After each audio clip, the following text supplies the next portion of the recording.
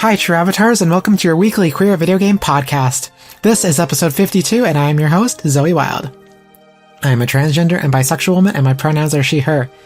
So, this is episode 52, but also, to this day, I'm recording a little bit before the episode releases, but to the release date of this episode, it has been exactly 1 year because I released the first episode on a Tuesday, I think, because I hadn't decided on the scheduling yet. But it's been exactly 1 year since the very first episode of True Avatars, a queer video game podcast. And I just wanted to say happy anniversary to listeners. I know there's a few of you who have stuck around pretty much every episode. I know there's people who've come and gone and, people who, show up for a few episodes. But anyway, if you've listened to even a single episode, even if it's just this one, happy anniversary. And also, it is the very first video version of the podcast. First episode with a video version. So if you're listening to the podcast on Spotify, Apple, Pocket Cast, I think those are our big three. Feel free to come check us out on YouTube. Because I don't know, if you'd like to see our faces, right now it's just me. In the second half, I'm going to have Ekamy and Lloyd on to do another little segment, but, actually I say a little segment, it's actually going to be quite an exciting segment. It's going to be a little visual too, but you'll still be able to follow along in the audio version, but we're going to make a tier list. I'm getting ahead of myself though. I actually want to talk about the anniversary, but please, if you want to see me talk about the anniversary on YouTube, please hit pause on the podcast and Spotify, come over to YouTube, watch me, because I'm going to gush a little bit about the last year, because it's been a busy, hectic, life-changing year for me for a variety of reasons. But the one constant in my life has been the podcast. And it's strange because last summer, summer 2024, I was thinking to myself, I really want to get back into making content, because I was making content on YouTube before my bottom surgery in 2022. But after that happened, a lot of stuff, it shook up my life a lot. In a good way, but also things I was doing that I had time for, I no longer had time for. I just got busy. I also had a couple of the busiest years as a freelancer at work that I've ever had. So it was really hard to kind of, keep steady with things. So it took a while to find my footing again between and I'm going to get a little slightly graphic here, but with dilations for bottom surgery and stuff like that, they take up a lot of time. All aftercare takes up a lot of time. And as you heal up, obviously it takes less time, but it just my whole world was shook up by that. Things changed. I stopped streaming. I stopped making YouTube videos. I know there's a YouTube series that I actually stopped doing that people have been asking for more episodes for.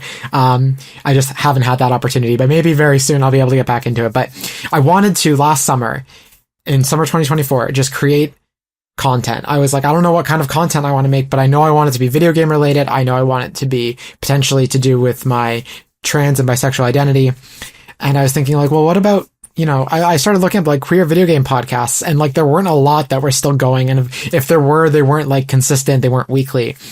And I did want something weekly to create something steady that would keep me honest and keep me going. So, I decided to make a queer video game podcast. And the only reason it took me all summer to actually start it after I came up with the idea was I couldn't think of a name.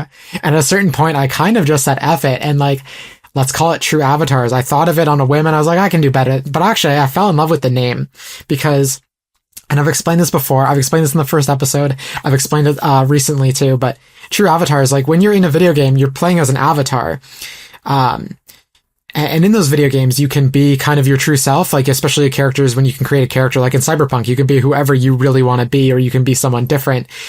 But there's some truth to that, right? So it's your true avatar, but also in real life, you are an avatar, you're yourself, right?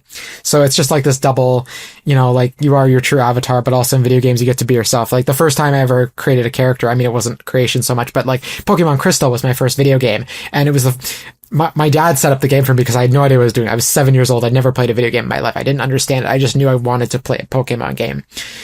So my parents bought me a Game Boy Color. They actually bought me Gold and Crystal. I don't think they understood those were the same game for the most part. But anyway, I didn't know that my dad set the game up. So he chose a boy character for me. So at a certain point, I realized you could start a new game. And I was I'll just start a new game. And I saw there was a girl option and it blew my mind. I must have been closer to 8 years old at that point, but I was just blown away by the fact that I can play as a girl.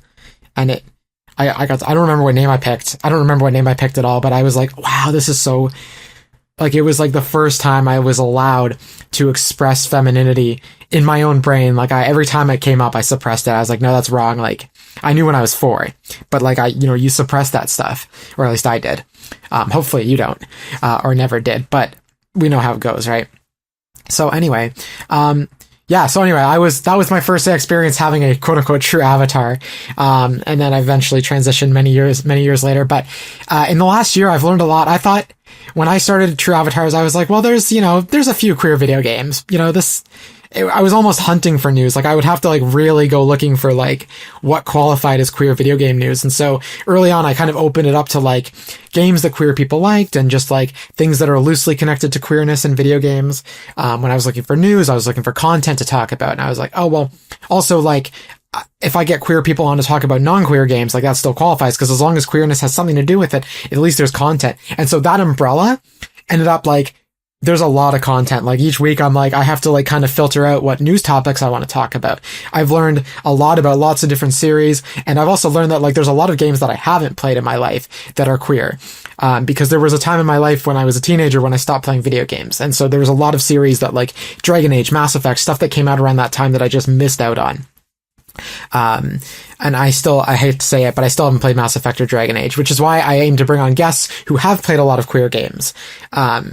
And I've met like, like I said, like it's been a year, right? So like I started off and I remember last fall being like, oh, I'd really like to get some queer developers on. That would be really cool. Like queer industry people specifically to come on and talk about their experiences and just in general, like talk about queer games with me. And at first it was kind of tough convincing people to come onto a brand new podcast. And like, I had to like, I just had to do a lot of legwork to get people, comfortable. And I still do. I still make sure people are comfortable, but it took a lot of work, to just like get people to trust me because it was a new podcast. I was new to it. I was so green. I still am, to be honest, but like there's some experience there to doing this every week that I just like, I have a bit of a shtick now, a routine. So, also sorry, I should be looking at the camera. I know some podcasters look at the camera, some podcasters look down. I'm always looking at myself to make sure I look good. So I always look a little bit down to see where my video feed is.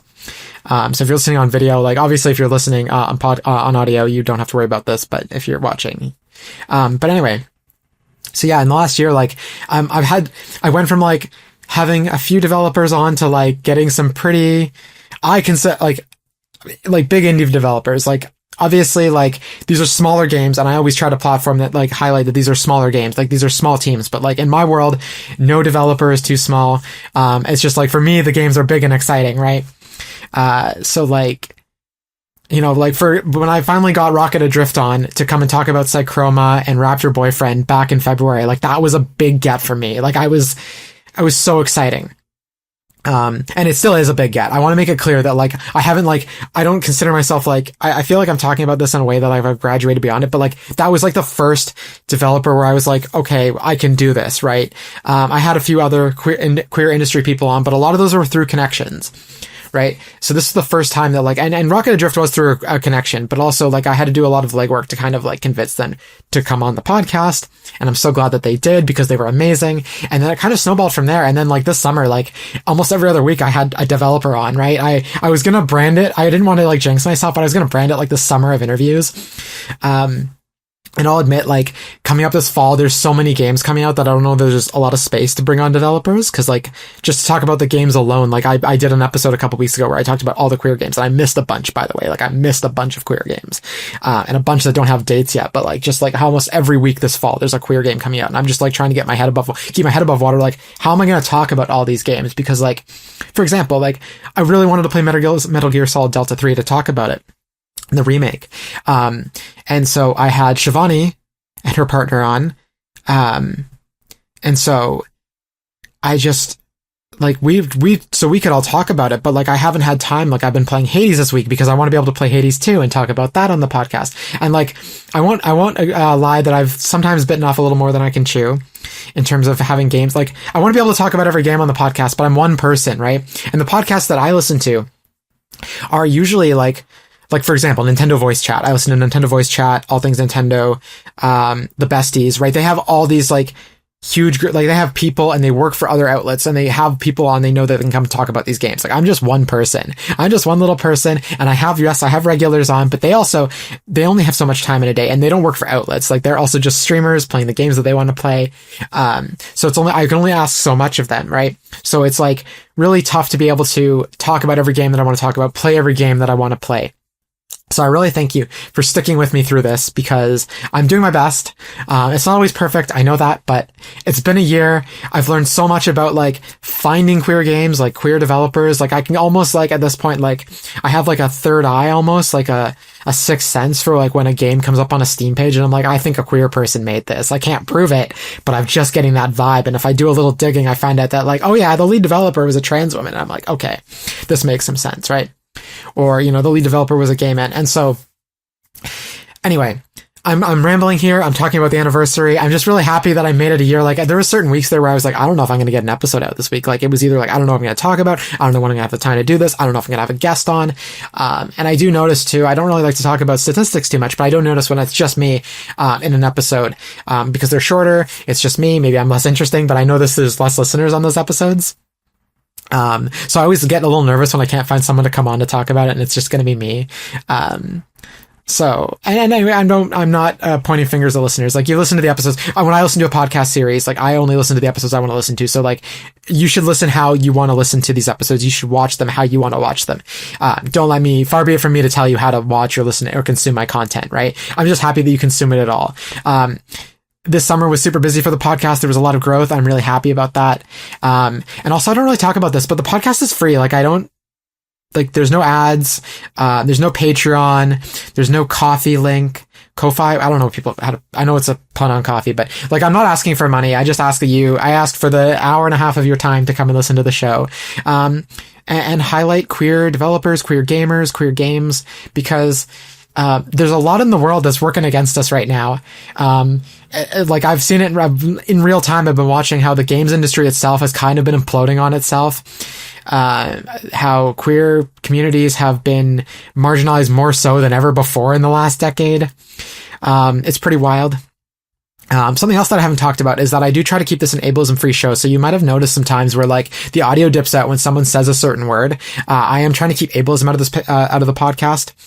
At least ableists speak. I can't always guarantee that ableism will be free, but I do try to keep this as safe a space as possible for queer listeners to come in and queer viewers to come in and just enjoy, 90 minutes of like queer video game stuff. And again, like I know sometimes you don't want to hear about your own, struggles, right? Like queer games, like I don't always play a game because it's queer, but it being queer, that having it be queer does help. But generally just like, just a safe space to like listen to video game conversations, because sometimes you're listening to like, let's say like a Nintendo voice chat, for example, and you just hear this like one little thing that comes up and you're like, wow, I wish this podcast was a safer space, right? Anyway, that's a lot of rambling. This episode, so I'm going to talk about what's going on for this episode. So we've got some news headlines. There's a lot of headlines. I'm just going to cover a few of them here, but just list a few of them here. But there's a pretty big update on the Mass Effect TV show.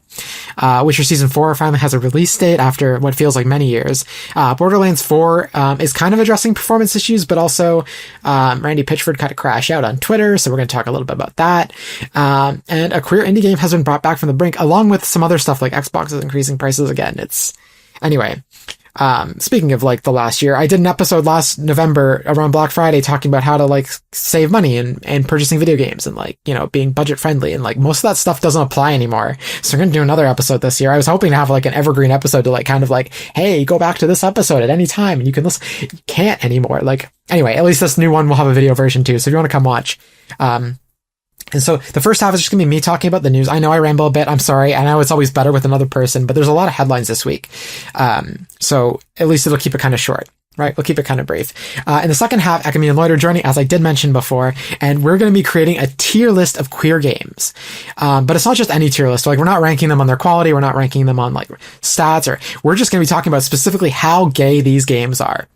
Right. So like, obviously an S rank is like, this game is like queer through and through. And a D rank is like, well, it's kind of not really queer. It's like basically headcanon. Like there's no queerness really in this. So we're going to kind of like debate, like, how queer are these games really? And there's still, most of them are queer games, and ranking them, I'm not trying to say like they're not worthy of your time. It's just like, hey, and I'm going to preface, like, for example, we're going to debate Stardew Valley, and we're going to do mostly AAA games, but also some bigger indie games. But we're going to debate like how queer really is Stardew Valley, because it's pansexuality, right? Same with Dragon Age. So anyway, we're going to debate that. And I know, again, it's a video podcast, so if you want to see the tier list in real time, you can see it, as I'm placing the, like, things as we debate them in the ranking. But also I will do my best to describe everything for audio listeners so you don't miss out on anything.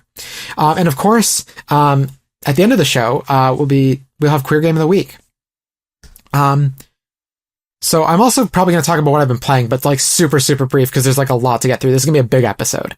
However, before I jump into all of that, I do have a few quick favors to ask of you true avatars. I know I ask this every episode, and it's always true. If you like this podcast, please leave a comment, rating, or review on your preferred podcast platform. Spotify has ratings and comments, while Apple has reviews. Engagements like comments, ratings, and reviews helps to grow the podcast, and a growing podcast means a happy podcast host, that's me, who is forever happy and fulfilled that you enjoy listening to her ramblings, which creates an infinite feedback loop of more episodes, more happiness, more content, so on and so forth. So please go leave a comment, rating, or review on like Spotify, Apple Podcasts, Pocket Casts, wherever you listen.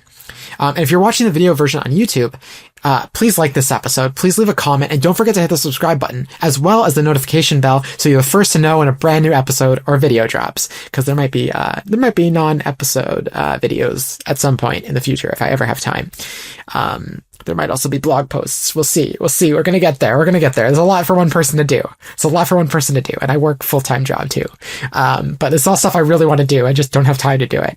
Also, please follow True Avatars, a queer video game podcast on social media. There are accounts on Blue Sky, Instagram, Twitter, Threads, Facebook, and TikTok at True Avatars. And you can also find the podcast on the official website, trueavatarspodcast.com. No spaces. And remember, this is a weekly queer video game podcast, so check in every week. I aim to bring you news, interviews, and updated discussions that are relevant to queer gamers, so you have a safe space to check in on the world of gaming from a 2SL LGBTQIA+ lens. Also, I haven't talked about this, actually, super quick, as I jump into what we've been playing, or what I've been playing, rather. So there's new branding, as you might have noticed as well. I've completely spaced on this because I don't have the branding up. The branding comes up in post-production. I'm just kind of like looking at a screen now where I'm recording. But there's new branding. So there's a new logo, there's new key art, and there's new music at the start. So, Diana Coatzin did the music.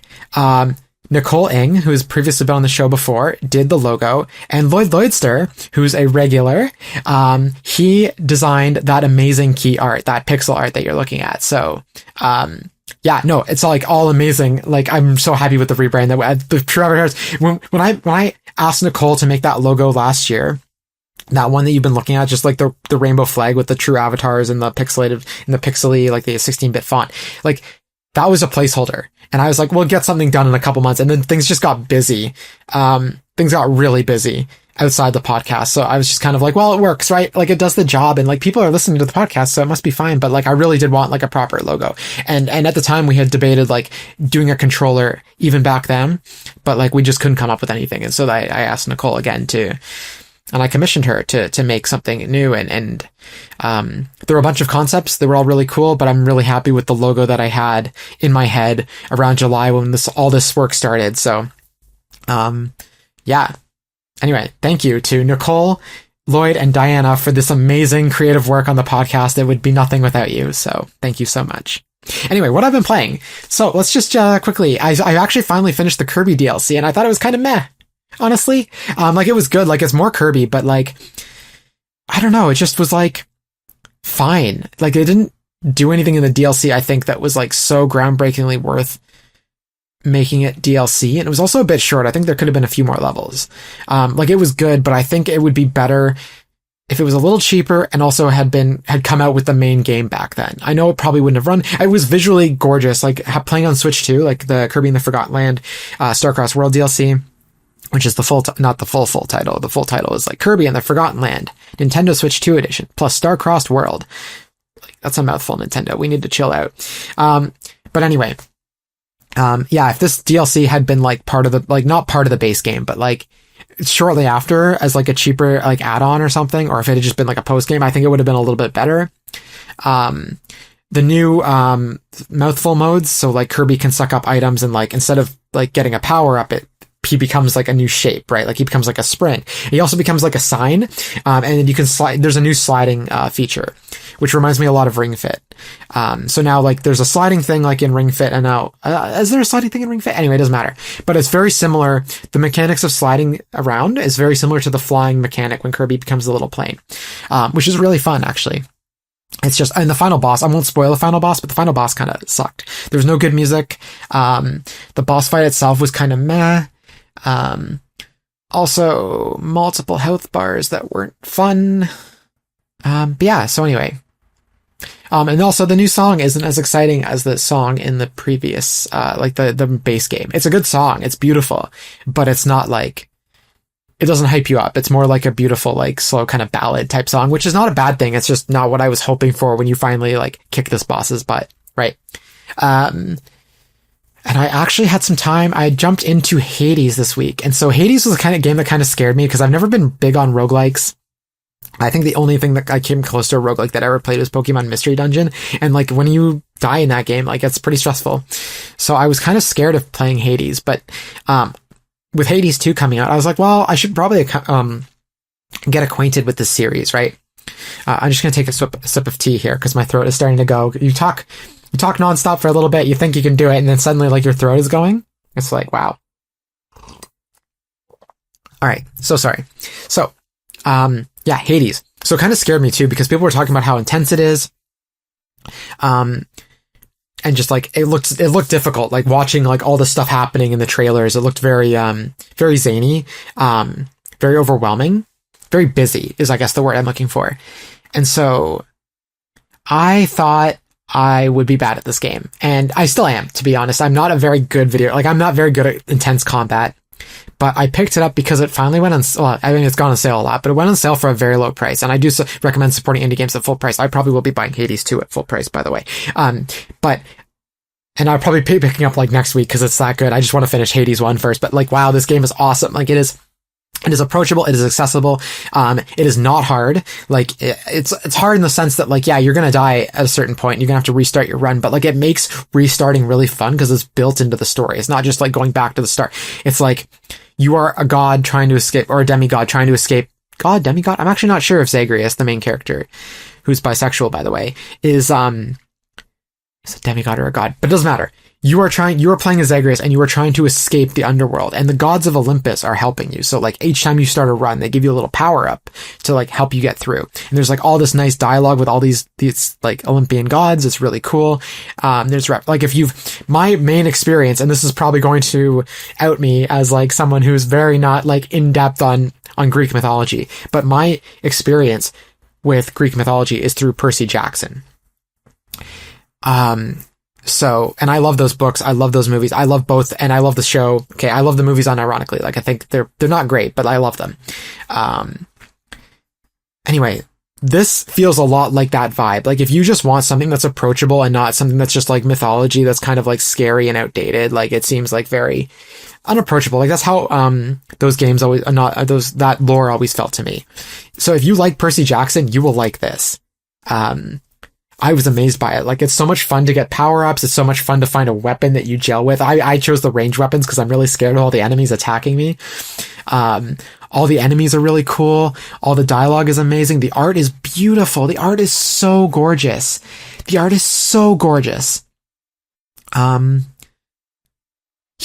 I'm gonna move my little screen if I can. Yes, I can move it up here. So at least I'm looking a little closer to you. Yeah, I highly recommend Hades, even if you're bad at video games. Like, this game is, you might die a bunch at the start, but like, it makes it kind of fun. Like, every time you wake up in the pool of blood and you like exit and like, I assume it's blood? I actually don't know. But then there's like, Hades is there waiting for you, and he's always got some like snide comment for you, and like there's a couple other characters that are always there to greet you, and like you have ways to like level up that like consistently like stays for each run. Like, you don't lose stuff every run, right? And as you play, like, you'll figure out what's going on, and like there's all these like little surprises for you every time you do a new run. Like, every run is different. You get farther each time. It feels really good. If you're at all interested in roguelikes, like that kind of gameplay loop, like I think you will probably enjoy this a lot. Because I did, and I thought I was going to be bad at it. Like, I was like, oh, I'll probably play like, I don't know, a couple hours, be bad at it, and give up like other games. No, this is fun. Like, this is like, anyway, I was really surprised by how good it is. Like, I knew people were talking about it, but I was like the Danny DeVito meme where he's like crying in the theater, and he's like, I get it now. Like, I get it now. Like, this is, like, I'm so, like, Pac-Man World 2, also my most anticipated remake of all time, is coming out this coming week, and that's not a queer game, but I really, really want to play that. So I don't know if I'm going to pick up Hades 2 right away, but as soon as I'm done with Hades, that is to say I've actually escaped the underworld as Hades once. I know you can keep playing after that, and there's like more stuff to go do, but I would like to at least complete, like, quote unquote, beat the game once. I will probably then dip into Hades too, because like, you get to play as a girl this time, right? So it's a little more gender affirming for me specifically, but like, again, there's nothing in this game that makes me feel gender dysphoria, like playing as Zagreus. Like, you're playing as a character, you're not playing as yourself or whatever, right? As a boy, like some games, like, there was a game I played where like it says to create your character, but then suddenly you've got he, him pronouns, and it's kind of like, well, I picked Zoey, so now I'm going to get he, him to Zoey for the whole game. And you can't go back and change anything because the game, the whole console remembers that you had a save. So you have to literally like create a new account to get through around this. And it was so disorienting. I'm blanking on the, it was Doki Doki Literature Club Plus. That was the game that I was playing where I did that. So anyway, that's what I've been playing. I've been rambling about a bit. So I am going to jump into the news now.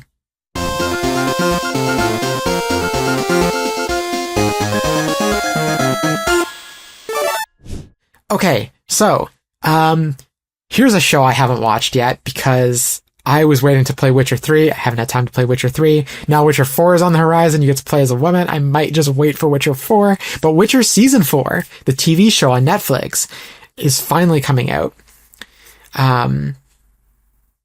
Season 3 came out, I think, in 2023. But it felt a lot longer than that. Like, I feel like we heard about the recast before... Yeah, we did hear about the Henry... Oh, so anyway, I'm getting ahead of myself. So, we have the release date for Season 4. It's coming October 30th.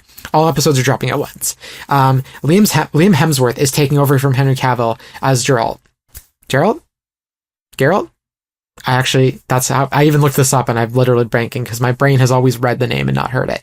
I am a bad queer podcast host that I don't even know which... But anyway. So Season 3 came out in summer 2023. We learned about the recasting in 2022. Actually, October 29th, 2022. So we'll be just literally one day over 3 years that we found out about the recast, that the season is finally coming out. So it's been a long time. It feels like we've been waiting for Season 4 for a while. So anyway, they've dropped a trailer. They dropped the release date. I'm going to talk a little bit about the trailer. But I will just say that Season 5 is now filming, so I feel like it will take less time to get to Season 5. There was another recast as well. So Kim Bodnia is not returning as Vesemir due to scheduling conflicts, and Peter Mullen will be replacing him. Peter Mullen played King Duran III in Lord of the Rings, The Rings of Power, and James Dellis in Westworld Season 2 and 3. I'm not a Lord of the Rings fan. I know that's sacrilegious. I respect the movies. I think they're really good. It's just not my kind of content. It's not my cup of tea. So it's just like, it's not bad. It's not like I think it's bad or I don't like it because it's like, I just think it's not my cup of tea. Like it's not for me. But, I did watch Westworld Season 1 and I absolutely hated it. It was absolutely terrible. And I was watching it with my best friend at the time. We haven't really stayed friends since my transition, but at the time we were both kind of watching this show and we kept looking at each other like, this is bad, right? Like, we were predicting everything that was about to happen. We were like, oh, they should do this, but they're probably going to do this instead. I did not like Westworld, so I did not watch seasons 2 or 3. So I have not seen this actor in anything. But speaking of recast, though, the trailer for Witcher Season 4 shows Liam Hemsworth, and let me just say, like, they captured Henry Cavill's stunt double. Like, he looks like Walmart brand Thor. It's not even Walmart brand Henry Cavill. Like, Liam Hemsworth looks like, when I saw who they were recasting, I was like, he could probably pull off, like, if he buffs up a little bit, and maybe they add a little bit of makeup around his jaw, like, they probably look like Geralt. But, he looks like Walmart. He doesn't look like Geralt. He looks like Thor. But, like, Marvel Thor discount. I know that's saying a lot because I know his brother played Thor, but, like, looking at this guy, he just looks so cheap and so not like Geralt at all. Like, nothing like Henry Cavill. He looks so out of place. I just think, like, the performance might differ, but the visual style, and we only have this trailer, which doesn't have much in the way of, like, acting. It's literally mostly combat, right? So we don't get to really see much of how Liam Hemsworth really is in the role, but he does not look the part, let me tell you. Drop a comment, or on social media, come tell me what you think. If you disagree, like, cool, I would love to hear your take on this because I was just blown away by how bad it looked.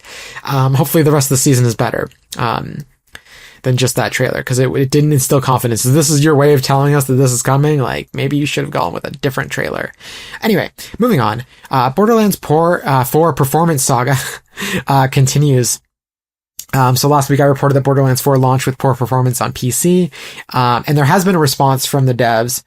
Two responses, actually. So one is from the official Borderlands 4 account, on Twitter, and they're both on Twitter actually. But anyway, the tweet reads, Vault Hunters, we have heard your feedback on field of view sliders on console. The team is currently exploring how to bring these sliders to Xbox Series X and S and PlayStation 5 versions.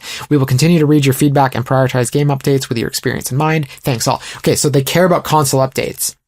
Let's note that, because Randy Pitchford crashed out on Twitter, and this comes via Eurogamer, because they summarized it better than I could, because wow, that was a thread of tweets. Like, wow. We'd be here all day just summarizing them and discussing them, but Randy Pitchford has basically been going on a Twitter tirade in response to poor PC reviews, because again, PC performance is not great on Borderlands 4.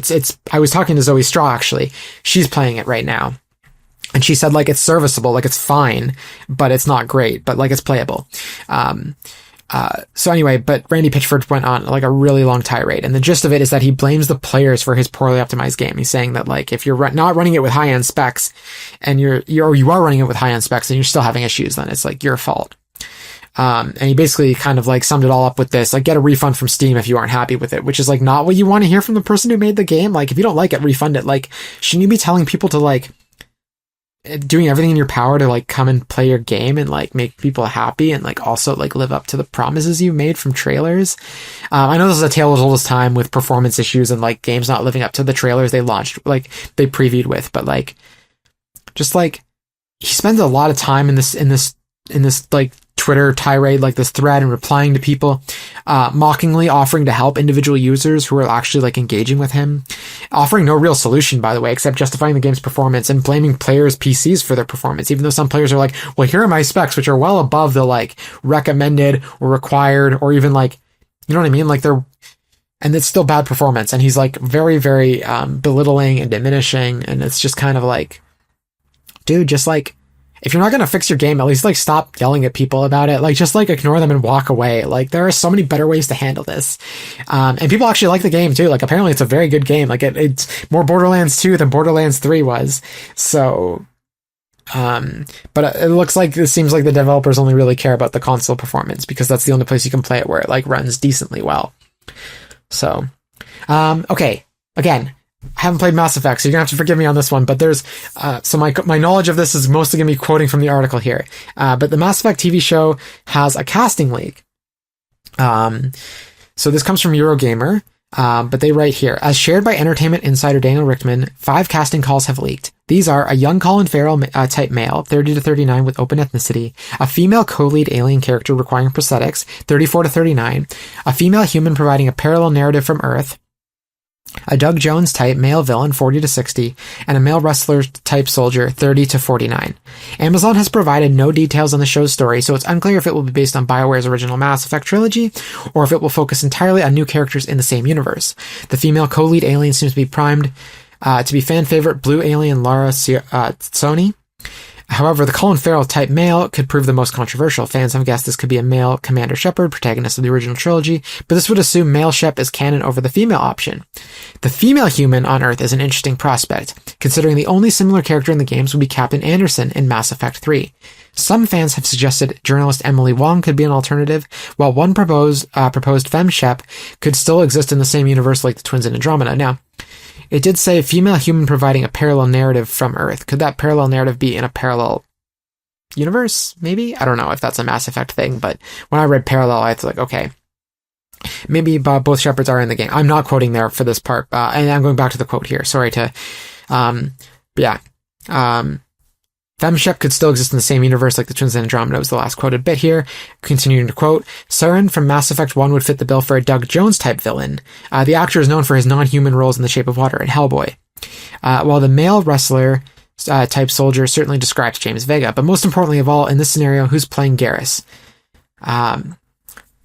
So end quote. I don't know who any of these characters are, but I do hope that, like, again, games where you can kind of pick a male or female option, like, it'd be cool if they found a way to kind of include both, or if they went with the female option, although I understand in this political climate why they would be choosing this. However, if you're worried about anything the show is doing, keep in mind that, again, this is from the article.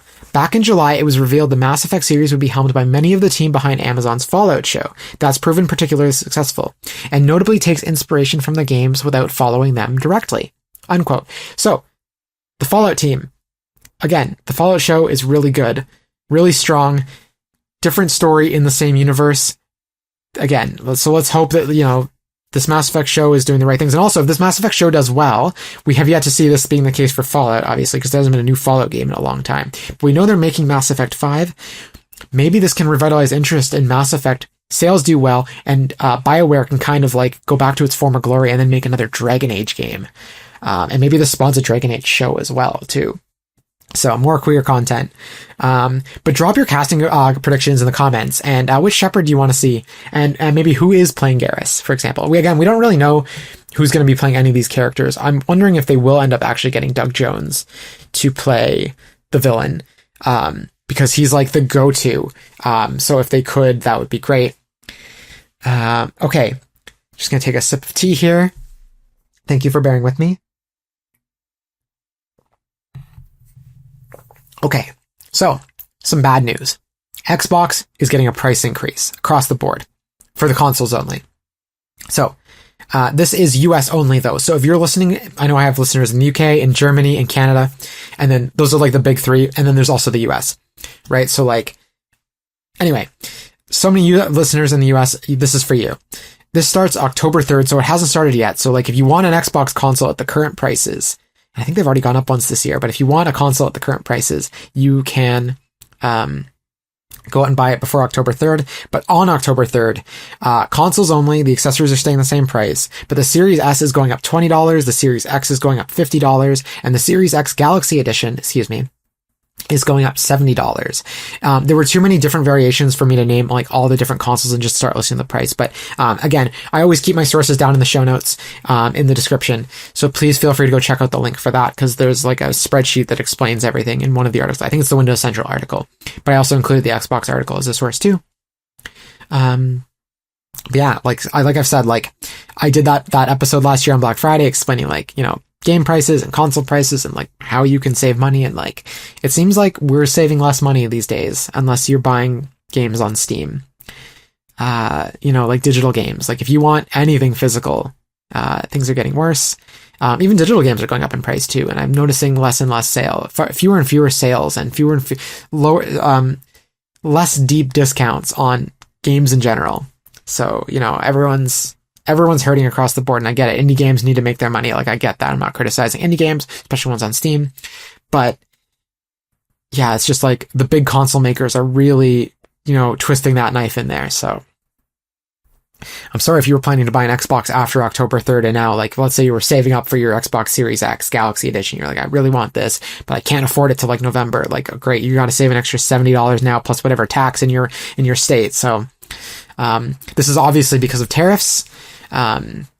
So I guess, yeah, I mean, I don't see that letting up anytime soon, even if things changed for the better in the US. So, some good news though. This comes from Gaming Mag. They broke an exclusive. Akupara Games is bringing back, a game called Dead Pets Unleashed, a game I'd actually not heard about until recently. But they're bringing it back to life. So this game was canceled. And I'm going to note here too that like I'm not really a fan of the title here. Like I don't like it that they're calling it Dead Pets. I don't like that anything to do with like just the concept is like, don't make me think about that. Like if anything you could have called it, like you could have called it Dead Humans Unleashed. I'd be like, okay, I get that. Dead Pets, like a little bit of bad taste, but the rest of the game looks really cool and it's really weird and I really want to highlight it. So from the article, Akupara Games has announced the revitalization of punk rock feminist adventure Dead Pets Unleashed. More than just another indie title, Dead Pets Unleashed's resurrection is a testament to resilience in queer creative spaces. Originally developed under Triple Topping, the game met an untimely demise when the studio closed its doors in 2023. Now, LA-based indie publisher Akupara Games has acquired the entire Triple Topping catalog and is bringing Dead Pets Unleashed out of the grave and into the hands of into the hands of players around the world. Dead Pets Unleashed puts the player right into the shoes of our main protagonist, Gordy, a 30-something demon. Throughout her journey, Gordy will have to navigate her world by balancing her underground punk rock band, Dead Pets, with the ever-present fear of barely making ends meet. Does that sound familiar? The game mixes minigames, slice-of-life dialogue, and infectious punk rock soundtrack. End quote. So Gordy is pan, first off. That's the first thing. It's not player sexuality. Gordy is straight up pan. That's canon. Despite the name, though, I am happy to see this, like, revitalization of some queer content we were going to miss out on. Like, this is really great. I do hope Akupara was able to hire back some of the dev team, although the article doesn't mention anything about that. Talking about the game itself, I went and watched the trailer. I haven't gotten a chance to check out the demo yet, but, like, there's some really strange mini games, some rhythm based. So there's a tooth flossing mini game where you're like getting a little like dirt creatures out from between your teeth. It looks really disgusting in like a good way. And then there's another mini game which is like a uterus. It's like a top-down view. It's like the diagram of a uterus, right? But it's a menstruating uterus, and the goal is like a pinball mini game. You're playing pinball with the egg, and you got to keep it kind of out of the blood, and you got to kind of keep it out of like, just keep it in the uterus, right? And if it goes out, I think you lose if it falls out, right? Like pinball would be. So, yeah. So like, you'd be playing pinball with the uterus, the uterine lining, and then eventually the blood will kind of go up. And there's like also like a cup, a uterine cup that like catches all the blood. Can you tell I don't have my period? I'm a trans woman, but, yeah, it looks super gross, super weird, super amazing. And yeah, the demo from Steam is like from like 3 years ago. Like the Steam listing never went away. That demo is still available from like 2 or 3 years ago. So like go check it out. I want to say the uterus minigame is in there, but I'm not sure. If it is, I'm super excited to play it because I love pinball as a minigame. And I think having this like super feminist version of it is like rad as like hell. So anyway, so this next news story here is another Disco Elysium dev team that like split off from the original Disco Elysium team from Zoey.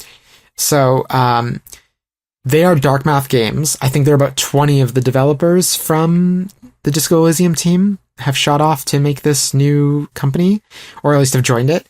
And so they were making a game called Triple X Night Shift, and they are changing their game now from Triple X Night Shift. It's the same game, but it's now called Tangerine Antarctic, and they're changing the play view from isometric to third person.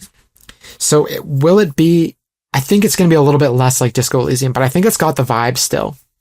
So the description is as follows. Set at the world's end ski village at Mount Hope, British Antarctica, Tangerine Antarctic is the name of the in-game hotel designed by renowned Estonian architect Kaur Sture, where most of the game's action takes place. This is where you are stuck because of the blizzard and must solve the mysterious murders, and Tangerine Antarctic is one of the important characters of this true detective RPG.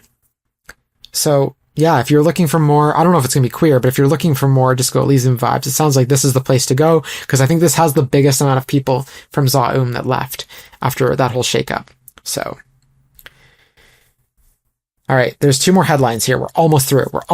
Don't worry. Thank you for sticking with me. Okay. So a few weeks ago in episode 46, I discussed a Horizon Zero Dawn clone called Light of Moderam, made by Tencent. And basically, like, if you go and look up the image, I think it's in the show notes of that episode, or you can just look up Light of Moderam. Like, the key art basically looks like Horizon Zero Dawn, like almost like 1 for 1. If you put them side by side, you're like, holy crap! Like, this is the same art. So like, theoretically, if you were looking at these two things, you'd be like, yeah, well, they're ripping off Horizon Zero Dawn. Like, this is clearly like Walmart brand Horizon Zero Dawn. Well, this is where it gets kind of fun, because Tencent is claiming that Sony's lawsuit is quote-unquote startling because they believe Sony was ripping off Breath of the Wild and other similar games when they made Horizon. This is funny because, actually, a guest I did have previously on the show, we had debates for years about how Horizon just felt like a Breath of the Wild ripoff, and like, I'd rather play Breath of the Wild than Horizon Zero Dawn. Well, I finally got around to one day eventually playing Horizon Zero Dawn, and I was actually disappointed at how unlike Breath of the Wild it was.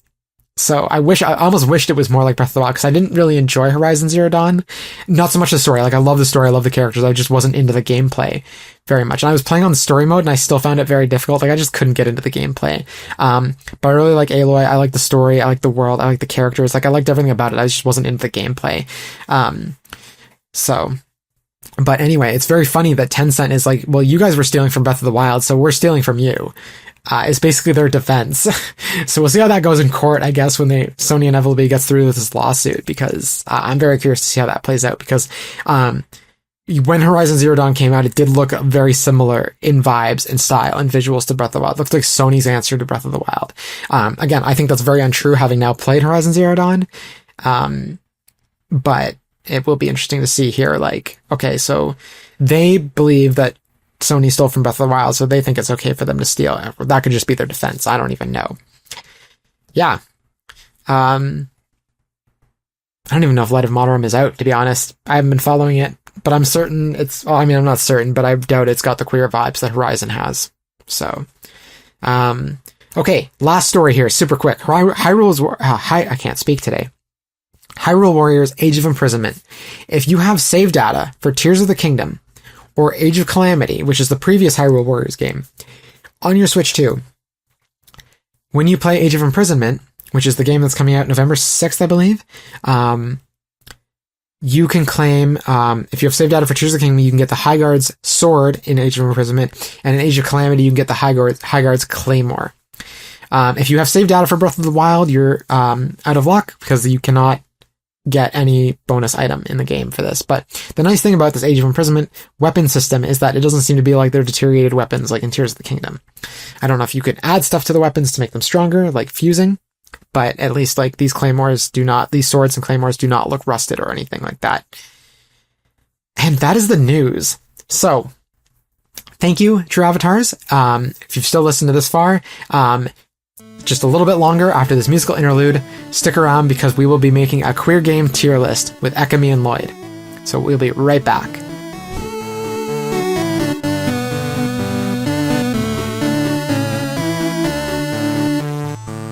Hi, True Avatars, and welcome back from the break. I am here with Ekamy.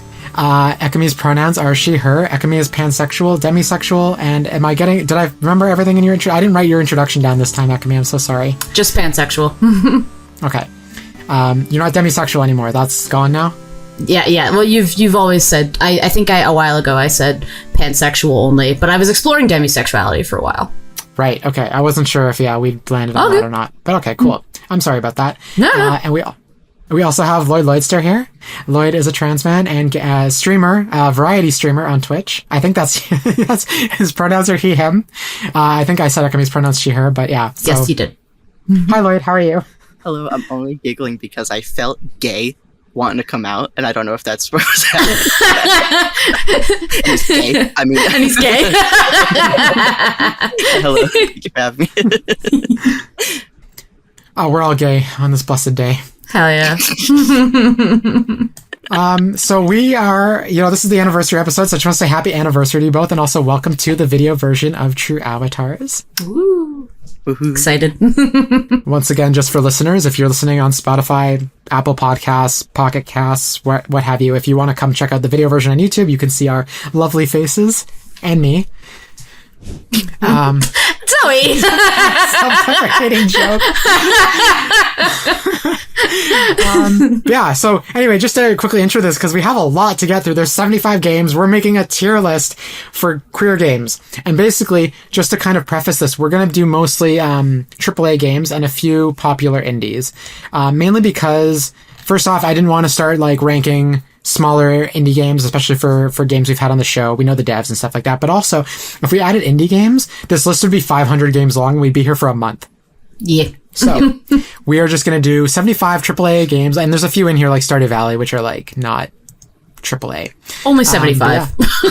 Only 75. We're going to get through this. Hey, to be fair, I asked everyone for recommendations, and you guys added games. I was like, I don't think we're going to have time to talk, but all right, you guys want it. I mean, I'll include you. I added 2.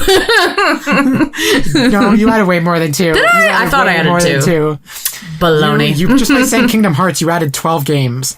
Okay, fair. Yeah, okay. And just by adding Xenoblade, you added, again, 24 games. No, only 3. There's only 3 Xenoblades.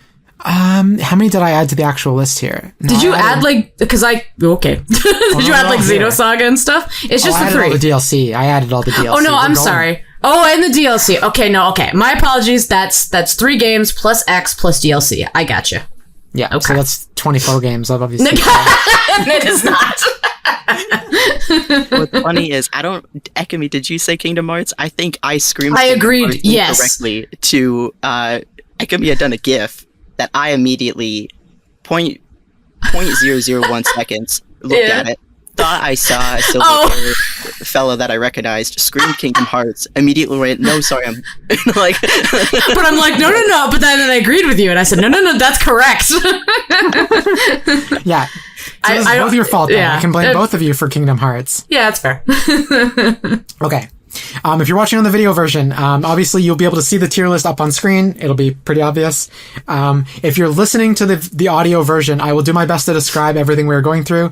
I'll list the games, I'll list what tier it's going into. But just to preface, especially for audio listeners here, we have 75 games, and we're going to be ranking them based on how queer they are. Not on their content, not on their quality, not on ratings, not on Metacritic, so like nothing like that. It's like just like, how queer is this game really? Some of this will be absurd and funny, and some of this will be like, oh yeah, well this game has like 3 queer characters and this game has 2, so we're going to put this one in S and this one in A. S tier is unquestionably gay. There's no doubt about it. Like, this game is through and through, it's very queer. A is very gay. Not quite as gay as unquestionably gay, but it's still very gay. B is pretty fruity. C is a little bit homosexual, but it's debatable. D is basically a headcanon, and F is not gay at all. So, before we start, Ekamy and Lloyd, do you have any questions? Concerns? Worries? I'm good. I'm like, what metrics are we doing here? And I'm thinking it's vibes. I'm thinking it's purely vibes. It is vibes. I like vibes, yeah. I have a little tiny rubric that I didn't share with you, so I can like scare you a little bit later. Not in a bad way, just like, there's a couple things here where I'm like, I think it'll be more entertaining for listeners to hear some surprises in the rubric. Yeah. It's not an intense rubric, don't worry. It's still mostly, the rubric was created based on vibes as well. So I think once you hear it, you'll be like, oh, I get this. Lloyd is stressing right now. The sweat is dripping down his face. It's like that airplane gif where he's like, really like I'm never going to be invited back. Like,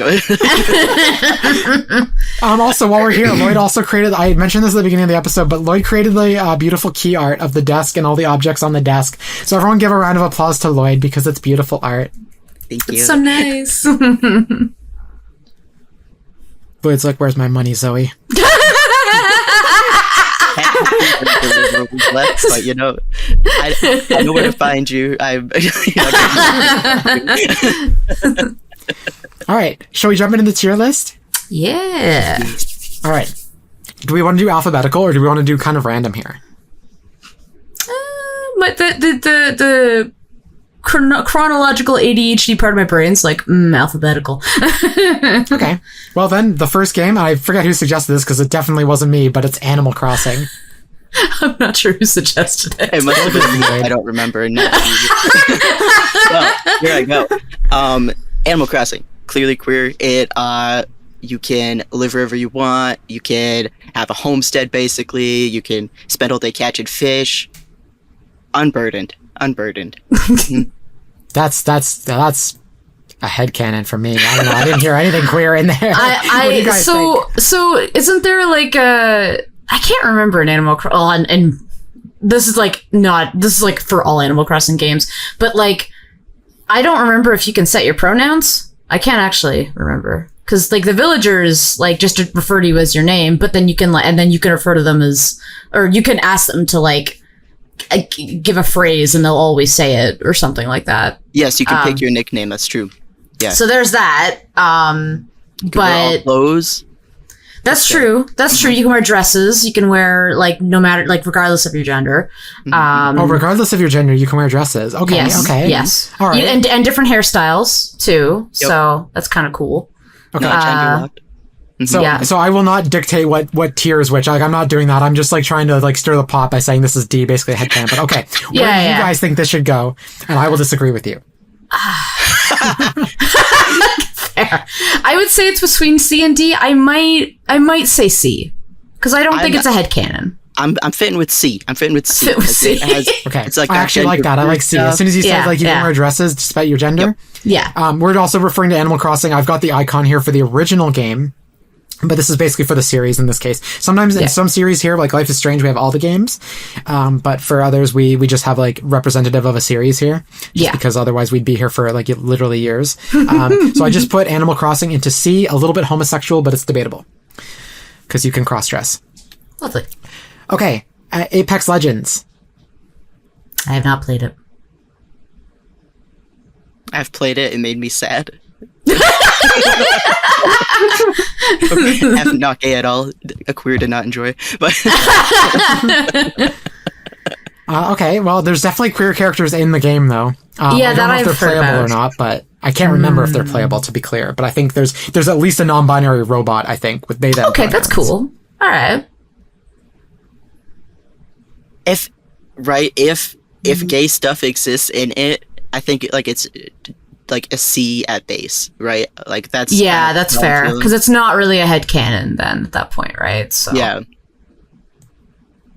I'm almost debating B, but Pretty Fruity? yeah. Well, it depends. Like how many characters, I guess, right? Like more than one, I think. I feel like there's more than one, but again, I can't verify. So you know what? We're gonna put it in C, and we're gonna let people go off on us in the comments section. Exactly, absolutely, yeah. And then everyone would be like, "Play Apex." I almost said play Valorant. See, I would argue Valorant's a little more fruity because one of the characters is like very like it was a huge deal. They're they them pronouns. I cannot remember which character it was, but it was like a popular one. Apex. I'm not even picturing this non-binary robot, so it's a little. Maybe it is Valorant I'm thinking of, and I screwed up.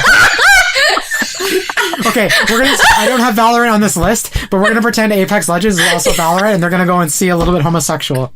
Alright, Baldur's Gate 3. We have to move on to Baldur's Gate 3 or we'll be here forever. This is gay as... This is like gay as heck. It's ass. Yeah, so the character creator alone like has a ton of options for like and like regardless of gender, like you can just do a whole ton of stuff. Yeah. It's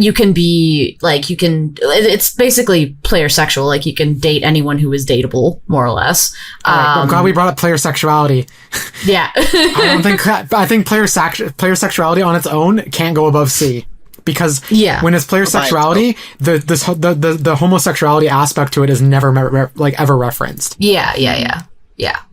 By that logic, like I'm putting Stardew Valley in C, because like that's fair. Yeah, I just want to get some of the player sexuality stuff out of the way here because we'll be here, like. Well, sorry, no, I'm actually going to fight that because I don't want to. I was just going to say I don't want to spoil an over 10-year-old game, but how do we feel about if I mentioned the ends of certain romance runs with certain characters? How do we feel about that? Just flag it and tell people to skip ahead a minute. Like I think. All right, skip ahead a minute. Yeah. But there, Haley. If you romance Haley as a female character, they do address the homosexuality of it. There's a little bit of like apprehension. She would have never thought she was with a woman. Like it actually gets addressed in the story. Oh, okay. And Sam, I think it's Sam is whoever the jock character is, and if you romance him as a guy, it actually does get addressed in the story. So I would hard argue very gay for the culture and also for those two stories. Fair enough. Very gay. Okay. Yeah. It's fair. I would almost argue B, pretty fruity, because it's still a very like end of path, very hidden element to it. That like, I mean, that's fair. It's hard to romance them. I don't know, like mathematically, but like the way they interact with you, they don't show a lot of interest. If anything, it seems to be more platonic, more friendly, at least what they kind of hint at. So it's not easy, if that makes sense. So it's not like all right, you only hear about, any of the gay doesn't get context until the end. It's actually part of the whole thing. It's not like brought up every second, but it's yeah. I'm putting Stardew Valley in A, and then we're gonna go back to Baldur's Gate 3 here, unless there's debate about Stardew. But I think Stardew in A is fine then. No, I think this is fun. This is why I was like, Lloyd, you have to make your case because yeah, this is great. Okay, so Baldur's Gate 3, player sexuality, but like obviously the romance paths, but there's a lot of them. So like I'd almost say that's like the best example of player sexuality. Yes, there's tons of characters. Mm-hmm. But is there any other queerness? Like, are there like inherently gay NPCs or anything like that in the game? I've never played Baldur's Gate 3. I'm a bad queer. I've only played up to I'm on Act 2 out of 3. And I never got to Act 2. Okay, fair. I'm not recalling any strictly like gay NPCs. I get the vibes of maybe I'm forgetting his name, but maybe the bard might be gay. I don't think he's romanceable either. I think he's just an NPC, but I could be wrong. I get vibes from him, but I don't think I've had anything confirmed. I'm so sorry. Yeah, no, go for it. No. I feel like I saw like a tragic sapphic relationship referenced on TikTok, but I'm not going to argue this. I only have the experience for the player sexuality. Yeah. Yeah, and I mean the thing with Baldur's Gate is that there's so, like, from what I have played of it, there's so many different branching storylines. So if you do miss like one side quest, it could have a ton of really like great queer content. But I mean, it's a side quest, so you might not come across it. There's so many of them in that game. So yeah. All right, I can't in good conscience put this in S tier. We don't have an S tier game yet. I'm sorry, I can't put Baldur's Gate in S tier because it's player sexuality. It doesn't. I'm sorry. I'm gonna like that's the core of it. I feel like player sexuality does not count. It's like I don't want to crap on a bunch of devs, but I feel like it's a band-aid for like we want gay in the game, but we can't code it. I'm only worried that won't code it. I mean, experience with it. God, I feel really bad. I feel like it has to be at minimum an A then. Like, oh yeah, definitely. I'm okay with A. I'm okay with A tier for very gay. We can always like do a little re-review and be like, would we put it in S tier? But let's put it in A for now. Yeah, I will put it above. Okay, so I'm moving Baldur's Gate to A tier, and I'm putting it above if it will let me move it. It won't. No, okay, you've made the decision. There we go. I'm putting it above Stardew Valley in A tier. Okay, yeah. I like that compromise. Yep. Because then we also have to discuss does the player base make the game queer? The answer is no, but maybe that's debatable. Okay, that's fair. Amy, this is you. We've got Bayonetta. Yes. The whole series. Okay, so I cannot speak to Bayonetta 3. I have not played it. I can speak to Bayonetta 1 and 2. So Bayonetta, at its base is you're playing as this cool Umbra witch named Bayonetta. In the first game, it's kind of like, she's a badass. She's like beating up all these angels, and it becomes more of a story about finding herself and like her Umbran background and everything. The second game is she's more into her powers, and she helps out this young kid and who's like trapped in some Umbran not Umbran only, but it's like the angels and the witches. There's some plot there that I'm not remembering very well, but she's helping out this kid. And the queer part of that in the main queer part for me for these games is that Bayonetta has a I would say not actually said verbally girlfriend, but there's a really important person in her life named Jeanne, who you can also play as a little bit in the first game. They have like different scenes where you play as each other. Jeanne is also an Umbran witch. I believe she's known Jeanne since she was like very young, like kind of grew up as children together. And Jeanne and Bayonetta are so gay for each other. Oh my god. Like there's just this tension that's always with them. I mean, Bayonetta is already like this cool, sexy, like I'm in power and I'm in control, and you're like, wow, I want to either date you or be you. And Jeanne just kind of also serves that, but also serves like I'm rich and fashionable, and I'm not taking no heck and anything. So so that's the main queer piece for me. So my question for you is, how explicit is the queerness, and do they kiss? They do not kiss, so there's not that. And I mentioned at the start, they don't verbally say they're girlfriends. It's more just like they're kind of playing around, like kind of going around something's there, but they just kind of, they flirt. They just kind of like, because you can also alternatively say, this tier. Okay, so alternatively, I'm going to fight you on this one. So alternatively, and this is going to be spoilers for the first Bayonetta game. At the very end of Bayonetta, before the big boss fight, Bayonetta gets trapped in this big statuesque angel thing that she's controlling because she's incredibly powerful and they want to use her power to control the thing, whatever. So everyone's like, oh my god, like, how are we gonna get Bayonetta? She's the strongest. Jeanne comes up and goes, I got you, babe. She gets her motorcycle, rides her motorcycle entirely up the statue, and is like, I'm gonna save you. You're the best thing in my life. And she's the one who is like, I am pretty sure she like cradles her in her arms and everything. Like, it is so gay. And I was like, wow, this is incredible. But again, what tier? I would say because it's mainly only her and Jean, I'd say a little homosexual, but it's debatable because you can definitely actually, and I say that too because in the third game, only from what I've heard, I have not played the game, so I don't know for sure, but I have heard that the Bayonetta in that game, which might be a different Bayonetta I've heard than the first two, she falls in love or admits romance with Luca, a male character. So Bayonetta might be bi. I don't know for sure if it's the same Bayonetta, but that could potentially shatter the, the Bayonetta Jean stuff. So it is debatable. I would put it in C. I do not think it's a headcanon. It is too in your face. Do we have a jail category for queerbaiting? No, that's fair. Yeah, but I don't know. Like, I mean, Zoey, you were telling me that you heard that it might be a different Bayonetta for the third game, so it might be like an alternate universe. Yeah. But also through that third game, I kind of buried it in my brain after I heard about what was going on with the voice actor and all that. Oh no, that's fair. That was a bunch of baloney. Yeah, I followed that and I was so upset. So Lloyd, where would you put queerbaiting in which tier? I would put queerbaiting in D personally. I feel like really bad because I've had stories where I'm like, yeah, these two characters, yeah, I could sympathize, but unfortunately, this is not what this is about. It's basically a headcanon. I don't know. I think it's too in your face. I definitely do think it's unfortunately a product like Bayonetta's I should finish the sentence. I feel like it's unfortunately the creators being like, hey, this is a game from, oh god, I don't know the year. It was a while ago. It's Bayonetta's 2011.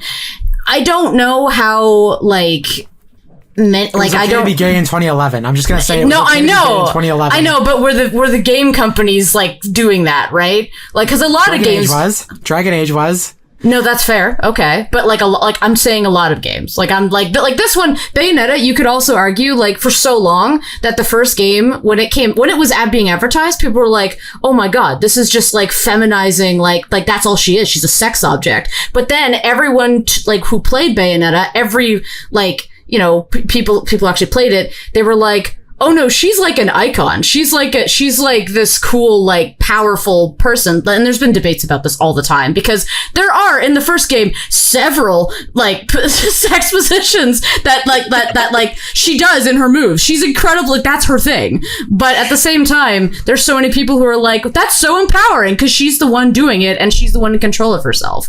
But then they're like, totally she's in being control of herself as a character designed by a dude.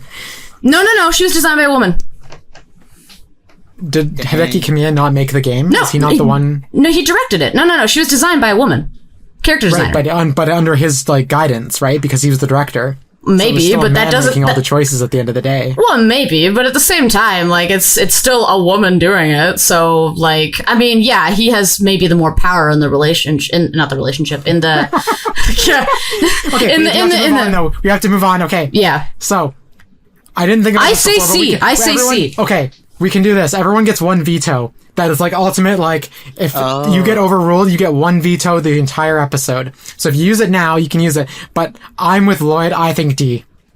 I feel so bad. The dance is so campy as heck. It's so good. It's so funny. I love it. Really popular, but I love Bayonetta. Visibility for the representation, it's a little He's crying. No. I'm like, what do I'm looking at the list being like, do I veto this? Do I, You can veto later, so you don't have to veto now. You can decide at the end. You can veto. All right, we have to move on. Okay, that's fine. Borderlands series. Borderlands series. Let's be quick about this one because we spent a lot of time on Bayonetta. I have not played Borderlands. Straight up. I didn't experience a single non-hetero thing. I feel like I've heard Borderlands. Is it Borderlands 3 that came out or 4 recently? I can't remember. 4 just came out. Yeah. I think 4 is apparently quite good about their queer representation, but I can't vouch. So I'm gonna put this in B. Sorry, go ahead, Lloyd. I was gonna say if nothing's jumping out at us, I wouldn't put it in B. No. C. I can't compare it to anything. Maybe basically a headcanon? Maybe? I know it's not. It's more than a headcanon. From what I do know of Borderlands, it's more than a headcanon. Okay, fair enough. I think we're not qualified, and someone should yell at us about it. Fair. All right, I'm gonna put it in C, but I'm gonna put it at the bottom of C, so a little bit homosexual, but it's debatable. All right, Okay. Celeste. Have not played, but I know about it. I know it's iconic. Yes. I played a little bit, was really bad at it. Was like, all right, I tried it. I checked that off my gay card. Like, it's that's all I Yeah. know. I think does character have girlfriend? What is? You might know Zoey. Yeah. Actually, I don't know about her relationship in the game, but I do know that because it was designed by, like, it was made by a trans woman. But the caveat there is that she didn't know she was trans, like, she wasn't out at the time, and she didn't really have the words to kind of, like, communicate that she was trans, so she was making this game to kind of explore that struggle. So I'm just debating now, like, is this S or is this A, in my opinion? Is this A tier or S tier? Wait. Oh wow. Which character? Soldier from Borderlands 2. Okay, I've just been I've been mentioned by Aries for Borderlands 2. There was an actively bi soldier in Borderlands 2 who came back for. He's back in 4. He's back in 4. I just All right, wanted to let you know. I'm pretty fruity. I'm putting Okay. Borderlands in pretty Yeah. fruity. Thank you. That's where I felt it should have been before. Thank you. Anyway, Aries. sorry, Okay. Celeste. So Yes. Celeste, yeah, I think is either A or S. Sorry, Lloyd. Go ahead. No, I thought Ekamy like got bad news about somebody because I Oh no, sorry. which cat, and I was like, and then you were like, I No, got which bad news, and I was cast? Yeah, sorry. Actually, it was more like you were getting a news update. You were like, "Oh, it's just breaking news here." Okay, so I'm gonna put Celeste in S tier then. Can we do A? I'll give Okay, you I can be convinced. for A. I can't. Yeah, I can't. I mean, I Not if haven't I'm starting played, Valley. so I will not. Not if I'm starting Valley. No. Because is it You more think- of like? sorry, you think it should be? No, I think it should definitely be above Stardew Valley. I think it should definitely be above Stardew If Valley. there's not like actual like, we get it's an allegory, right? Like we get it's an You're allegory. right, Because you're it's an right, allegory. Yeah. Right. But They it's don't not actually. But the explicit. trans flag is in the game, though, is it not? I don't know. I can't even picture that in the game. Are you talking about like the colors in the background? No, like the actual flag. Well, fair. Yeah, it's on her monitor.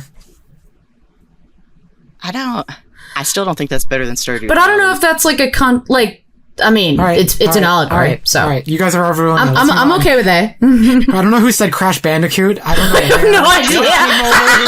All right, Someone said Crash Bandicoot, and I need you to justify yourself now. All right. Hey, good thing we're coming off the allegory of Celeste because Crash Bandicoot, he gives T-Boy swag. He is constantly running. You know, there's all these pitfalls. He's trying to get somewhere. He's trying to take care of his people. Everything's against him. Feels Right. like he died 1,000 times. That's where we're at. Yeah. Might be a bi-trans king. Just might be. So, but this is with the audience, not in the game itself. I don't. Might Yeah. just be me. I'm going to be honest with you. Might just be me. All right, Yeah. I was gonna put it in D if it was like a lot of people, but I'm putting it in F, not gay at all. Yeah, I only say because I haven't heard anything or not anything, but I have not heard about this game alongside like queer discourse, you know, or like queer is the fandoms first- like yeah, a first I've lot. ever So heard that's people compare Crash. purely my reasoning there. This So is disrespectful, but you can veto. Veto this one. Yeah, I like the idea of saving the vetoes for the end, for it to be like, all right, what's your veto? And then like, yeah, I kind of want to do that because I'm like I'm holding on to Bayonetta right now, man. All right, we have Danganronpa. Okay. Oh, and sorry, just for audio listeners, I put Celeste behind Stardew Valley in A, very gay tier, and I put Crash Bandicoot in F, not gay at all, much to Yes. Lloyd's chagrin. So Danganronpa. I'm trying to remember about. I'm certain like there's queer characters in Danganronpa in any of the games. I'm just blanking. did one of the crew submit this? Oh yeah, Zoey? so this came from Amy Lynn actually. Yeah. So it Okay. wasn't a very strong of all Amy Lynn's justifications. This was not the strongest. It's just a few sentences. It has some queer characters. It has some harmful tropes, messy, but there's stuff there. So I would put it in C personally, because I have played somewhat of 3, and I would argue like it's like Bayonetta, where it's like the hints are there, but because it's a Japanese game, it's all very like surface level and implied, not really explicitly stated, which is like, in my opinion, kind of queerbaity. Yeah, I recall in 2, there's quite a big fandom for like certain characters, like pairings and things, but I'm especially thinking of like, the player character whose name I'm forgetting, but him and Nagito. And again, I think that's very surface level. Nagito's also a problem. Like, Nagito is a chaotic gremlin of a character. But all right, what tier? I would put it in C. Maybe C, because I do think there are confirmed queer characters, but they're Makoto Naegi, that was the main character. Yes. Sorry, I'm getting all these messages from Aries. Talking about games I love, goddammit. Okay. So Aries is saying that Danganronpa only has headcanon characters. I think like headcanon queer relationships, which for the most part I think I would agree with from my memory. So yeah, Amy Lynn is saying there's queer characters though. And I do. And that's probably fair. I'll remember, to be perfectly honest. I put it in C. Yeah. Discord DM is a very reputable source. Yeah. All right, we're gonna put it in C, but we're gonna put it at the end of C here. So Danganronpa is C, a little bit homosexual, but it's debatable. It's behind Animal Crossing and Apex Legends. All right, we have Dark Souls, and this did come from Cleo. Ah, okay. So what did Cleo write? Well, Bayonetta... Oh, we actually have Bayonetta justification here. Yeah, because I agree with Cleo. Well, Bayonetta and Jean aren't canonically a thing. I know they're not canonically. I never. Icon. Yeah, I know. Campy and so undeniably feminine in every way, down to the music highlighting her personality. Yeah. The story of being an outcast, fighting against organized religion and tearing it apart. It's a rare case of true. You know what? That's fair. Fantasy. I did. You know what? S rank in my book. No, I think that's D. Basically, headcanon. Stand by. Yeah, because I will say nothing is ever said aloud for sure. Like, so that's fair. But for like a fandom wise, sorry, I'm going back to Bayonetta. But for a fandom wise, like, I know there's so many queer people who are just like, yes, Bayonetta, my queen. Like, I love you. There's a couple games here that you're going to be like, oh, people think it's queer, but it's only because the fan base is super queer. Yeah, okay, we have to go back to Dark Souls though. Yes, Dark Souls. Yes. Mm-hmm. Dark Souls. Does anyone have any justification here for Dark Souls? Because actually, I don't think Cleo said anything beyond Dark Souls as the option. And we actually... Yeah, did I include... I want to say there's probably, like, queer, maybe NPCs in Dark Souls, but I have no idea. I have not played. I would do F. Like, if we're just musing and we're not sure, I would do F. I was going to put D, basically headcanon, because it's got a huge queer fan base, and there might be a little bit of queerness in the games. That's fair. And, like, because we don't want to also discredit, like, a suggestion, like, from, obviously, Cleo. So, I agree with D. Me having done a whole episode on... And I'm putting Dark Souls in D, basically a headcanon after Bayonetta, so it's behind Bayonetta. Cool. But we did a whole episode on Dark Souls, and there is some queerness to it, but it's, again, I think it's headcanon, like, it's red. Yeah. Like, it's like if I concluded Inside on this list, and Graham and I justified Inside as a queer game, but, like, it's definitely the lens we bring to it, and not so much the game itself. Yes. And I think Bloodborne is a lot more queer, but I did not include Bloodborne on this list.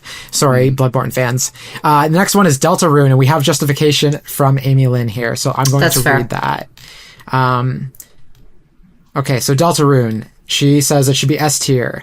And C above and Undertale. Non-binary, gender, unimportant player character. Queer characters, trans secondary characters, including some of which have dialogue about their identity. Huge queer fan base. Okay. And then, so that's Undertale, but that applies to Deltarune. And then, Amy, why is Undertale only A then, and Deltarune is S? She writes, mostly vibes, but while both games are a fictional setting, Undertale is at times more fanciful. Both games use allegory and supernatural elements in a good way, and there are some absolutely great things about metaphorical depictions because the underground is so distinct the queerness is in text, just a normal good part of the setting. I could be argued with that. Deltarune is also just A, but again, vibes. Okay. So there are characters in here. Yes. Queer characters. Yes, so yeah, and so we'll do Undertale at the same time as well. So may as well. I've seen the first two chapters, of Deltarune. I understand like the non-binary like basically player character, I'm like, yeah, 100%. And there's also two characters who are characters who identify as female who I believe, like, well, I know they for sure have a crush on each other. I don't know if they get together, but like there is like they. There's also the transgender deer character, right? Where she's got like huge. Oh, is that her? Is she trans? Antlers, but she's. I mean, that's the I don't know if she's canonically trans, but that seems to be the implication in fan theory. So normally I'd say that's a headcanon, but also like male deer have long antlers and female deer do not. So if she is female and she has these long antlers, that must be their way of saying that she's transgender, right? Okay. So that was actually one of the female presenting characters I was talking about. I wasn't thinking about the antlers actually, but and maybe they address that in chapters 3 and 4 because I haven't seen them. But right. yeah, I think peripheral. These are all peripheral queer elements, though. So as much as I want to say S, I think Amy Lynn is more leaning towards the correct area with A behind. And like, it is very good. Yeah, Celeste is. Yeah, I wouldn't say. I feel like S is like queerness at its core, you know. So sorry, Lloyd. What were you gonna say? I think it's the highest in A, to be honest. If we're good, because it has like. It's not just hinted at. It's not just player sexuality. It's like they're actually part of the story, and you can't avoid it. You can't accidentally miss it. Yeah. Okay. So I'm going to put Deltarune first, and then I'm going to put Undertale because there are fewer queer characters. You think B for Undertale? Yeah. I was going to put at the end of A. I mean, there are. That's, you know what? Now that I'm thinking more about Undertale, there are two female. Presenting characters who at least one of them has a big crush on the other, and I think they end up together. Behind Deltarune, I'm going to put it right behind Deltarune here in A. Lloyd, that's fair. Any thoughts? Yeah, it's good. I was thinking, but no, it's good. Yeah. Okay. Normally we debate more, but we have to move on because now we have Disney Dreamlight Valley. The queer content in this game is like skins, like flags, like decorative stuff. Okay. Yeah. What are we thinking for that? It's not headcanon, but it's not characters either. So I think C for that kind of stuff, where The Sims 4 is also the same thing, where like you can bring queerness to it and you can romance men and women and women and women in The Sims, for example. Yeah. That doesn't apply to Disney Dreamlight Valley, but I would put, because there's like, and again, same with RuneScape. I also have RuneScape on this list. These are games where like their queerness isn't in there, but there's queer like design elements you can have that are in the game, and there's like in-game pride events that are sanctioned, or they were at least used to be. Not so much with RuneScape anymore as of this year, but yeah. I could get behind Low C. I get behind Low C. Yeah. All right. I would still put it over Danganronpa. Yeah. I don't know enough, but I could get behind that. Okay, so I'm going to put Disney Dreamlight Valley in C, a little bit homosexual, but it's debatable, behind Apex Legends and in front of Danganronpa. And I'm going to put, where's The Sims 4 here? I'm looking for The Sims 4. I'm going to put The Sims 4 ahead of Animal Crossing in the C tier. Okay, I can see that. I can agree with that. Yeah. I do know that there are queer people who brought a lot of trans content to the game early on, before it was cool to have trans content. And then what was the other game we were debating? I can't even remember the name of it now. I think those are the main two, but... Yeah. Oh, it was RuneScape. It was RuneScape, which also that's has fair. stuff. And I would put that probably behind Animal Crossing in C tier. Yeah. Yes. Okay. As soon as I find RuneScape on this list, oh, here it is. There it is. Oh yeah, I'm not used to that logo. Yeah, I had to find it. There's used to the old logo, but the other one was like literally a close up of their like player, of the like avatar character. Oh yeah, it was very low res. That's fair. Funny, but I didn't like it, so I grabbed the rainbowy one. It might not even be a rainbow. It might be a dragon tail. I can't tell from this distance. Okay, so in C, a little bit homosexual, we have Sims 4, Animal Crossing, RuneScape, Apex Legends / Valorant, Disney Dreamlight Valley, and Danganronpa. Yeah. All right, Dragon Age, the whole series here. We have all 4 games here. Sadly, They're not going to be in the same category. Dragon Age 2 is player sexual. Okay. Oh, okay. Where are we putting player sexuality? Where do we agree on that? Did we say... we put C? Player sexuality for Baldur's Gate, it was A, but I don't know. So I maybe put it... I mean, I don't know. I don't know how much... I haven't played it. I haven't played Dragon Age 2, but I know that it's player sexual. Maybe sexual, B? and I don't know if they reference that if you romance like a same gender person. Right. I think for me, player sexuality is only like inherently high on this list if those stories are done, like if they flesh out. Done well, yeah. Yeah, if it doesn't have to be, if it doesn't ignore the queer elements of you choosing a queer relationship, yeah. Yes. I can get behind that. Yeah. I don't know if this game does that, but if it's literally just player sexuality and the difference is you happen to be romancing a man or a woman, I'm going to give Dragon Age 2, sorry to cut you off, I'm going to give Dragon Age 2 the benefit of the doubt because the other 3 games are inherently queer. Like, there's a lot of queer characters and relationships and elements to it. So I'm going to give it the benefit of the doubt and put it in B, pretty fruity, behind Borderlands for Dragon Age 2. That's what I was thinking. And then I'm going to move, I personally vote Dragon Age 1, Dragon Age, like Origins, Inquisition, and Veilguard should go in either A or S tier. Excuse me. Yes. Because, particularly for S tier, is because like these games were early on queerness, like you can actually romance queer, like other queer characters. It's reference, like it's heavily part of that narrative if you choose to do it. It is avoidable if you don't want it, so that could be an argument for A tier. But the Veilguard specifically has a path where you can tell the game world that you are transgender. Yes. You can be transgender in Veilguard.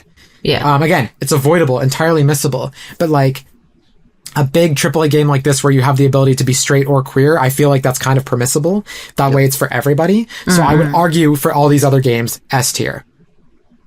I'm going to agree with you. I'm going to give like a 10-second agreement. It's not just player sexuality. There are some characters that are not queer, sub-characters, and that for me adds a level of weight to the queer options. It like makes it intentional. It puts an intentionality behind that creation. So yeah, for me, that's S tier. Oh yeah, no, there's no player sexuality in these other 3 games. That you have to romance the characters that are also queer. You have to seek them out and find them. Specifically Inquisition, you have to find like the queer characters. I think that's Inquisition. Veilguard, I'm actually mixed on if it's player sexuality or not, but I'm going for Veilguard based on the fact that you can literally get a path where you tell characters you are transgender, which is like huge because I don't think there's a single other video game, especially a AAA game, that does that. So I think S tier for those. Amy, agree or disagree? Well, so I have a question then about Origins and Inquisition. So like, is it a similar idea as what Veilguard did with like the selecting your characters trans? Because like when I look at Baldur's Gate 3, like, yeah, it's, you can basically make your character trans, but I don't think they acknowledge you as trans or anything. Whereas it sounds like for Veilguard, like that's your story. Like that's what you're going with. That's correct. So if we want to put S tier for that, I'd agree with that for Veilguard, but I have no idea what Origins or Inquisition do for this kind of stuff. They don't acknowledge your transness. But also be careful about putting different levels of queer identities against each other. That's fair. I'm just adding this up as cumulative. Like Dragon Age Origins and Inquisition were very early on. Like Dragon Age 2 did player sexuality, and then they backtracked on player sexuality and added proper queer relationships to Inquisition. Some people didn't like it, some people did. Okay. But the Veilguard, the only reason Veilguard for me is like maybe not is because I'm not sure if the gay relationships in that game are player sexual or not. Right. Yeah. I mean, in there. Yeah. I mean, I might honestly abstain just purely because I have not played these games and I don't know for sure, but I would be fine if you put it in S. Put any of them in S. Lloyd, I'm thinking Inquisition, Veilguard, then Origins for S tier. I did not play Inquisition, but Veilguard actually, I do believe, someone can correct me in the comments, but I do believe there's a canonically trans or not, which counts as trans, actual character in the story. So if you're not, I don't know if it comes up, but there's a dialogue option. I played as a trans character where they relate to you, and it's actually part of the story. Oh, that's nice. So in my experience, Veilguard's the highest because it includes so many different types of identities. Okay. Okay. So then I would do this. I would put Veilguard in S tier at the top, then Inquisition, and then Origins. Gotcha. Yeah. All in S tier, but in that order. Yeah, okay, cool. I'm good. Yeah. Cool. All right, so that's they're all unquestionably gay.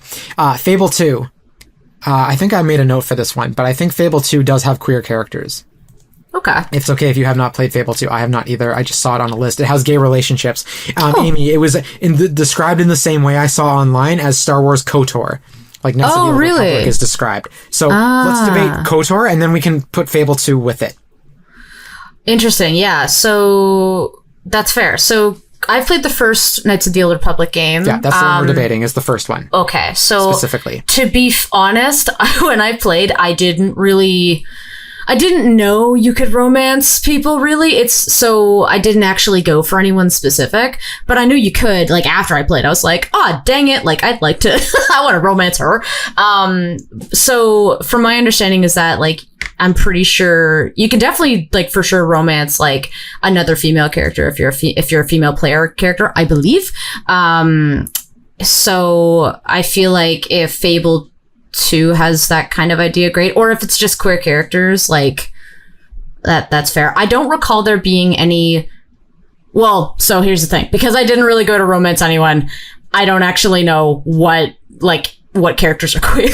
I don't recall anyway, really. Because they don't really. It's not in your face, really, because you're more so focusing on the threat that's happening in the game and the plot. So what tier would you give it? KOTOR? We can't spend too much time on this. Yeah, I'd say C. Because you can. Like, the fact that you can is good. Where in C, a little bit homosexual, do you want to put it? We have Sims, Animal Crossing, RuneScape, Apex / Valorant, Disney Dreamlight Valley, and Danganronpa series. After RuneScape. After RuneScape? Lloyd, any protesting to that? No, that sounds good. Sounds good to me. Okay, let me grab... Okay, and I'm going to put Fable 2 right there as well. So we are moving Cool. Yeah. Star Wars Knights of the Old Republic and Fable 2 into category C, a little bit homosexual, but it's debatable, behind RuneScape. Okay, so next we have Fallout New Vegas specifically. And I think I have a note for this as well. Okay. It has gay characters, no gay relationships. Okay. And also has a huge trans fan base. Oh, that's nice. Okay. Yes. Yeah. It's like... But I don't count the fan base. I'm going to say yeah. fan base for this is still not gay at all. Maybe C. I think C? So there's gay characters but not gay relationships. Maybe like high NPCs. C. Yeah. NPCs. And maybe like above Animal Crossing or above RuneScape or something. In C. Above Animal Crossing, yeah. Yeah. Okay. All right, that'll keep the trans community off our backs for 5 minutes before they'll come after you and me, Lloyd. We're turning our back on them. All right, we have Final Fantasy VII, the original. We have Final Fantasy VII Remake and Rebirth. Okay. I'm counting these games under Pretty Fruity because Cloud cross-dresses and a chaser comes onto him. That's Not fair. even counting the headcanon of Aerith and Tifa, or Cloud and Sephiroth, or the NPCs that are in there. I am counting literally Cloud cross-dressing as Pretty Fruity. That is pretty fruity, I would say. Yeah. That feels bad. Mm-hmm. No, I can't put in cross-dressing. I don't know if I remember, like, was it under duress? Did he choose to do this? I don't. It was played off as a comedic bit, I think, right? Yeah, but he has to do it to get into the club, right? Inn, right? Yeah. I'd put this bottom C. Bottom C. Bottom C? No Bottom way. C, because like them's fighting words. Dreamlight Valley, they've got pride flags. I don't know if you mentioned events or something, like stuff that's like intentionally like has some like actualness to it. Okay, but that's fair. Okay, so maybe for the original Final Fantasy, I can agree with that. I will actually concede on the original. However, having played both Remake and Rebirth, there are queer NPCs in the game, like straight up. Okay. Like, well, that's good. There's two women that are like, one woman is like literally like upset that her husband is like a bad person, and you can like sit there and listen to their whole conversation. At the end, they basically get together. Yeah. She's like, what if we just tried women? Oh, nice. So I'm gonna count that. I'm gonna count that with Cloud cross-dressing. In the first game, I'm gonna put Remake in Pretty Fruity and Rebirth behind Sims 4. Okay. I can agree with that. A little bit homosexual, but it's debatable. Okay. Yeah. Okay. And I will put Final Fantasy in B, Pretty Fruity behind Borderlands and Dragon Age 2, and again Final Fantasy VII Rebirth behind Sims 4 and above Fallout New Vegas. That's what we said, right? Yep. Yes. Cool. Yep. Okay. So it's C, a little bit homosexual, but it's debatable. All right. We have Fire Emblem Three Houses. Has anyone here played Fire Emblem Three Houses? I've played maybe about 4 hours of it. Okay. Can you debate on how gay it is? Because I do have a note for it. I cannot. I don't recall, unfortunately. Right. It has flat out player sexuality based on which byleth you choose to start as. I don't think they reference it. I'm not 100% sure, but the notes I saw online were that it is player sexuality. Like, you can romance someone, but they will not acknowledge that they are in a queer relationship at all. So it is a little bit homosexual, but it's debatable. Tier C. I would put it like... Yeah. Maybe like... near KOTOR or something? Oh. Yeah. Okay. Yeah, sure. After Fable 2, yeah. Okay, Cool. So we just moved Fire Emblem Three Houses from the Nintendo Switch to C, a little bit homosexual, but it's debatable. Okay, Ghost of Tsushima and Ghost of Yotei. I've played the first act of Ghost of Tsushima, but I don't think I can speak to queer character. Okay. I'm putting Ghost of Tsushima and not gay at all at the very bottom. Actually, I don't but recall anything. Even below Crash, there's no argument to be made for Ghost of Tsushima. Yeah, like I don't recall any. Yeah. Mm-hmm. I only included it because Ghost of Yotei has Erika Ishii, non-binary, gender fluid actor playing the lead character, but otherwise, maybe little bits to the role that they bring are maybe gay. Again, this game isn't out yet. It might be a little bit queer. Yeah. But does the actor being queer count towards the game's queerness? This is the debate for you guys. How do you yeah. Lloyd, do you want to go first? I was going to say, if we're not counting the fan base, then unfortunately, I don't think we can count voice actors. Those sound very similar to me as far as, you know. But Erika Ishii also did the mocap. If that changes anything, to be clear. Yeah. It might not. I'm just bringing that up. Well, because the other thing that I think too is like when we were talking a bit about like Bayonetta's character designer, right? I was like, she's designed by a woman, and you were like, yeah, but it was Kamiya who was the director, right? Like he was directing. So if Erika Ishii is being directed to do stuff, they were going to follow it. They might have some input about it, but I don't think it necessarily would classify it like coming that. Back to haunt me. Me being like, I'm salty about Bayonetta. Okay, I'm gonna put it in F, not gay at all. Okay. Or it could also be an argument for basically a headcanon, but we haven't played it yet, so I'm gonna put it at the top of not gay at all. Yeah. I love that. Ghost of Yotei It's at the very is not top. gay at all, above Crash and Ghost of Tsushima. It's just All a right. little. It's just a little not gay at all. All right, we have Guilty Gear Strive next. I think this is definitely queer in some way because Bridget is canonically trans. It is very obvious. It was a whole thing recently. However, cool. she is the only trans character, and beyond her backstory, it does not play into the story at all. You are still fighting people. It is still a fighting game. So I think Maybe C. I think C a little bit homosexual, but it's debatable. But above Final Fantasy VII Rebirth and below Sims 4. Yeah. It's something you can't miss, though, right? It's part of the story, no matter what. That's a good question. I have I zero would even idea if it's argue flavor that's text or not. lowest B, low on B. If it's something that's you're always Because if it's not debatable, that Yeah. kind of idea. Oh, okay, I guess what you're saying. That's a good point. Yeah, okay. That's fair. That's a good point. So low C behind. It could be an argument could be made for above Final Fantasy VII Remake. Yeah, I'd say Because above. Cloud is not trans. Cloud's And not trans. Yeah. And Bridget is playable, whereas the other characters in Final Fantasy VII Remake that are gay are not playable. They're background NPCs. They are not pivotal to the story at all. Yeah. Yeah, that's firmly pretty fruity. Yeah. Yep. Okay, so we're putting Guilty Gear Strive in B, pretty fruity, below Borderlands, and below Dragon Age, above Final Fantasy VII Remake. All right, we have Hades and Hades 2. These are going to go together as a pair. Hades 2 is not out yet, but they both have the queer tag on Steam. So I haven't gotten to it, but supposedly the main character is bisexual. Zagreus in Hades 1 is bisexual. That's cool. I have to imagine, given they're Greek gods, there's always a little bit of bisexuality, pansexuality going on in those characters. The main character, I'm going to assume, but again, it's not confirmed, that the main character of Hades 2, who is a woman, is probably also bi or pan in some way. Yeah. Right. That's pretty pretty. That's but it's pretty fruity, but I'm not sure how it plays into the actual narrative. I wouldn't say it's debatable, so I'd say still put it in pretty fruity. Okay, do we want to put it behind Final Fantasy VII? Above Final Fantasy VII? Yeah. Okay. Because like you can't avoid that scene in Final Fantasy VII, if I recall. So I mean, yeah, that's true. Okay, so we're putting Hades and Hades 2 into B, pretty fruity. Last in the list. With Hades 1 coming first. Next up, we have Horizon Forbidden West, which is not confirmed canon, but heavily implied that Aloy is attracted to a woman in the DLC. Yep.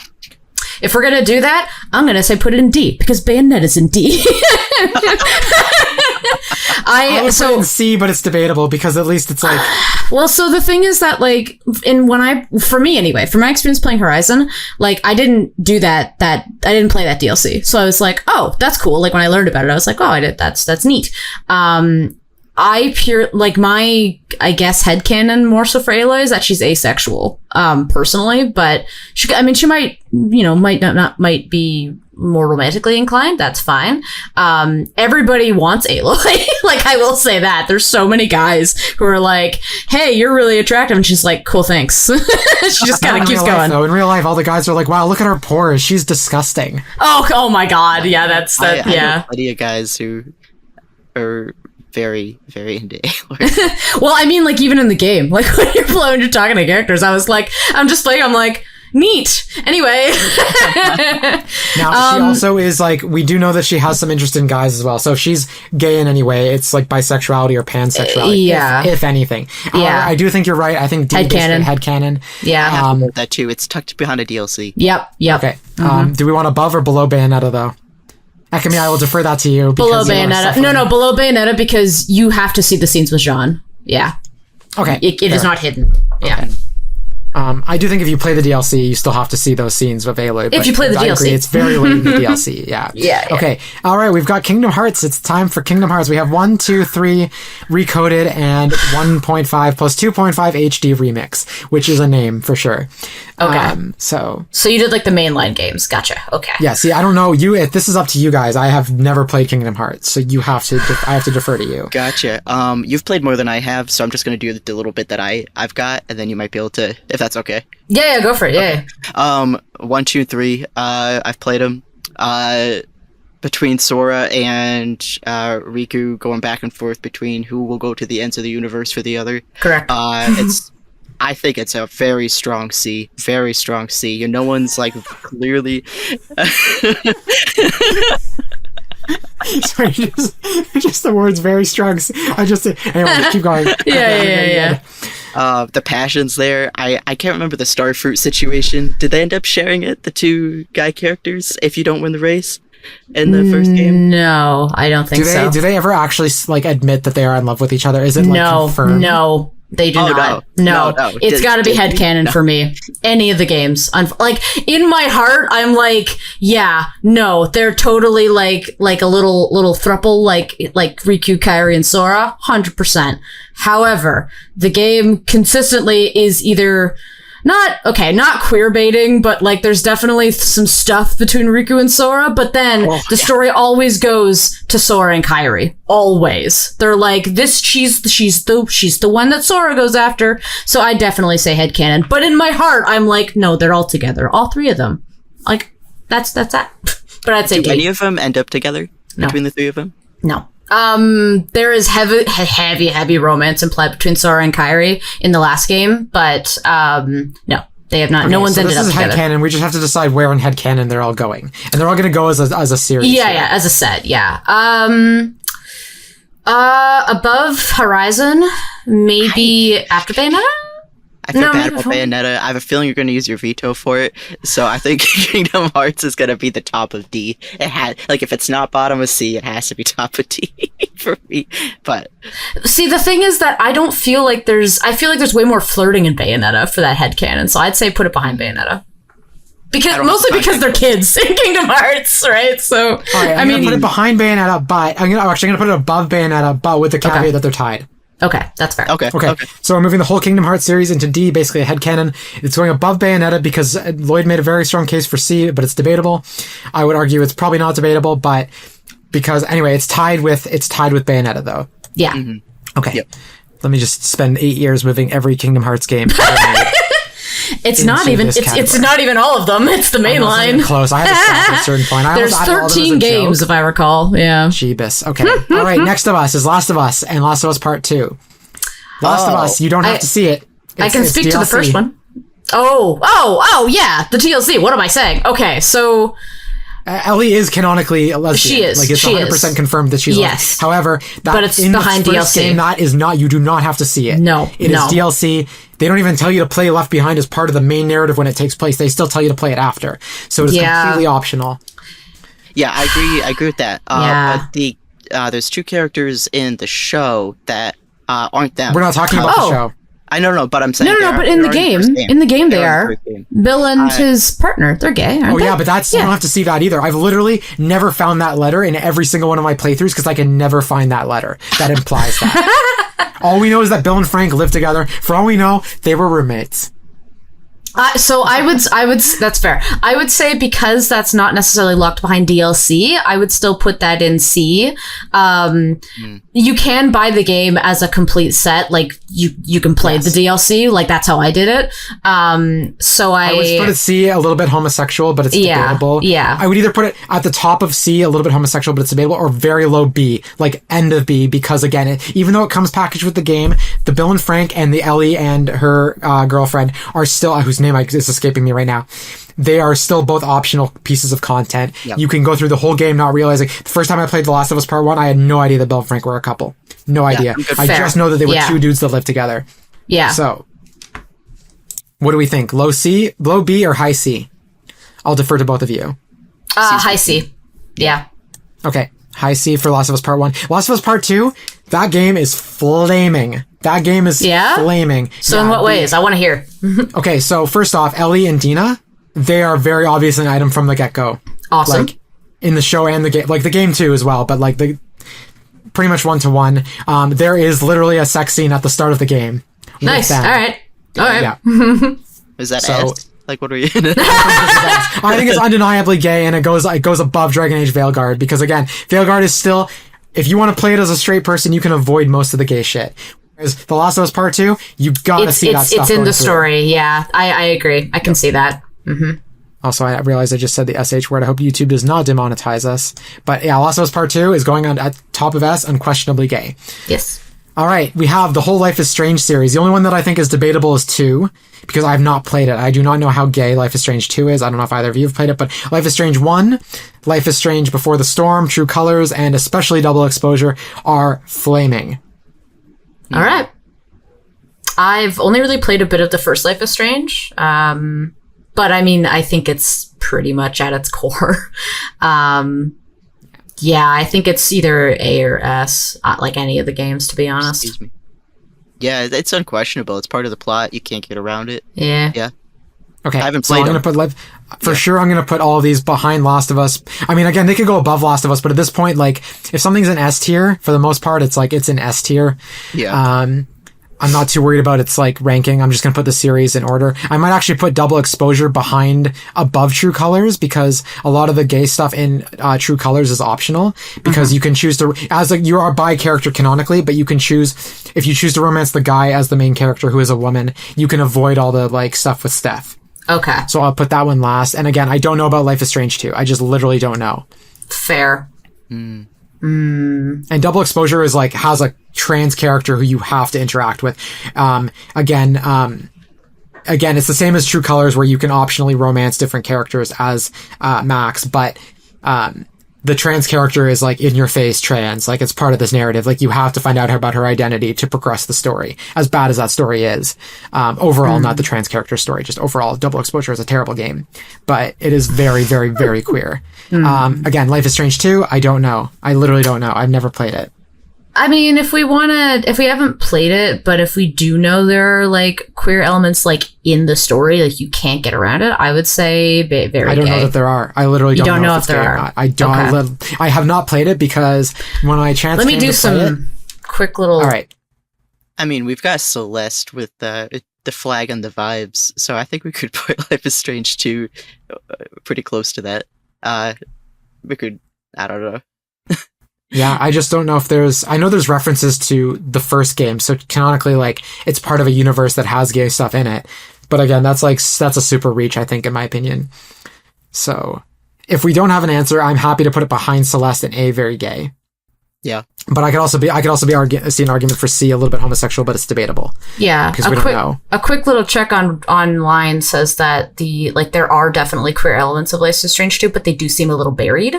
Okay. So I would say, where do we put, let's see, what do we got here? I would put it near Danganronpa and Final Fantasy, honestly. Yeah, I think so. Okay, I'm gonna put it between those because we're not sure. So Okay. I'm putting Life is Strange 2 into C, a little bit homosexual, but it's debatable. It's second last above only Final Fantasy VII. Yeah. Meanwhile, us unquestionably gay, that category is The Last of Us Part 2, Life is Strange 1, Before the Storm, Double Exposure, True Colors, and then the Dragon Age games. All right, Amy, you're gonna have to make it short because we are running low on time, but I need your Yeah, that's okay. justification for the first longest journey game only. No problem. Easy. So yeah, longest journey. The main queer aspect of this game is that near the beginning there are two NPC characters who are girlfriends and like confirmed. Like you walk in and they're just on the couch together enjoying watching a movie, and the character explains their relationship, the main character, but they are. So it's something that you have to see. Like it's not something you can skip. But that is the main kind of queer thing in the game. And it's not very like, it's not like a big part of the game. So I'd say like maybe Pretty Fruity because it's not debatable. Hades. Yeah. Like, Yeah, I put it below last in Hades B, for Pretty sure. Fruity. It's really lovely, especially for a 1990s game, like to have that. But yeah, I would say that. That works for me. Cool.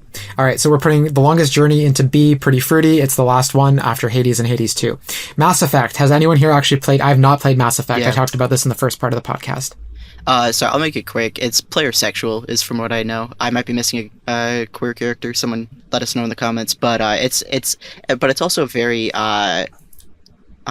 explicit. So like you can have intimate scenes with any characters that you can romance. So however we're feeling about player sexuality, I don't think the gender of who you're romancing comes into play with like the story. So it's wherever we're putting player sexuality, to be honest.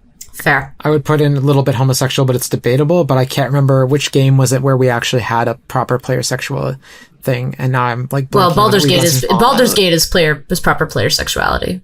That's a proper one. But I would say above Fallout New Vegas, maybe in C. It's fair. I'd be okay with that. Just because the gender of who you're romancing doesn't change the story from what I remember. I would put it above Final Fantasy VII Rebirth, Okay. which is one Okay. above Fallout New Vegas. Yeah.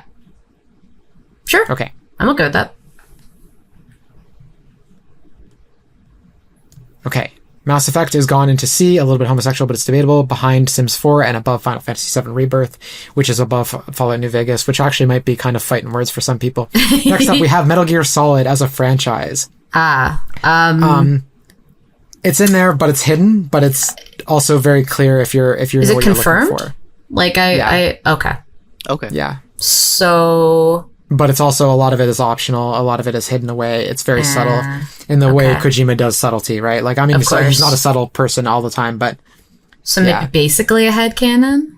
Because it's hidden? Because that's what we got for Horizon. it's confirmed though. Is So it it's not a easily headcanon. missable? Like if you Yes, do a it's easily playthrough missable. Okay. game, 'Cause it's- bottom, sorry. Yeah. Maybe not necessarily debatable, but debatable if you haven't come across it, I guess. Okay. I Yeah. would put it above Life is Strange 2.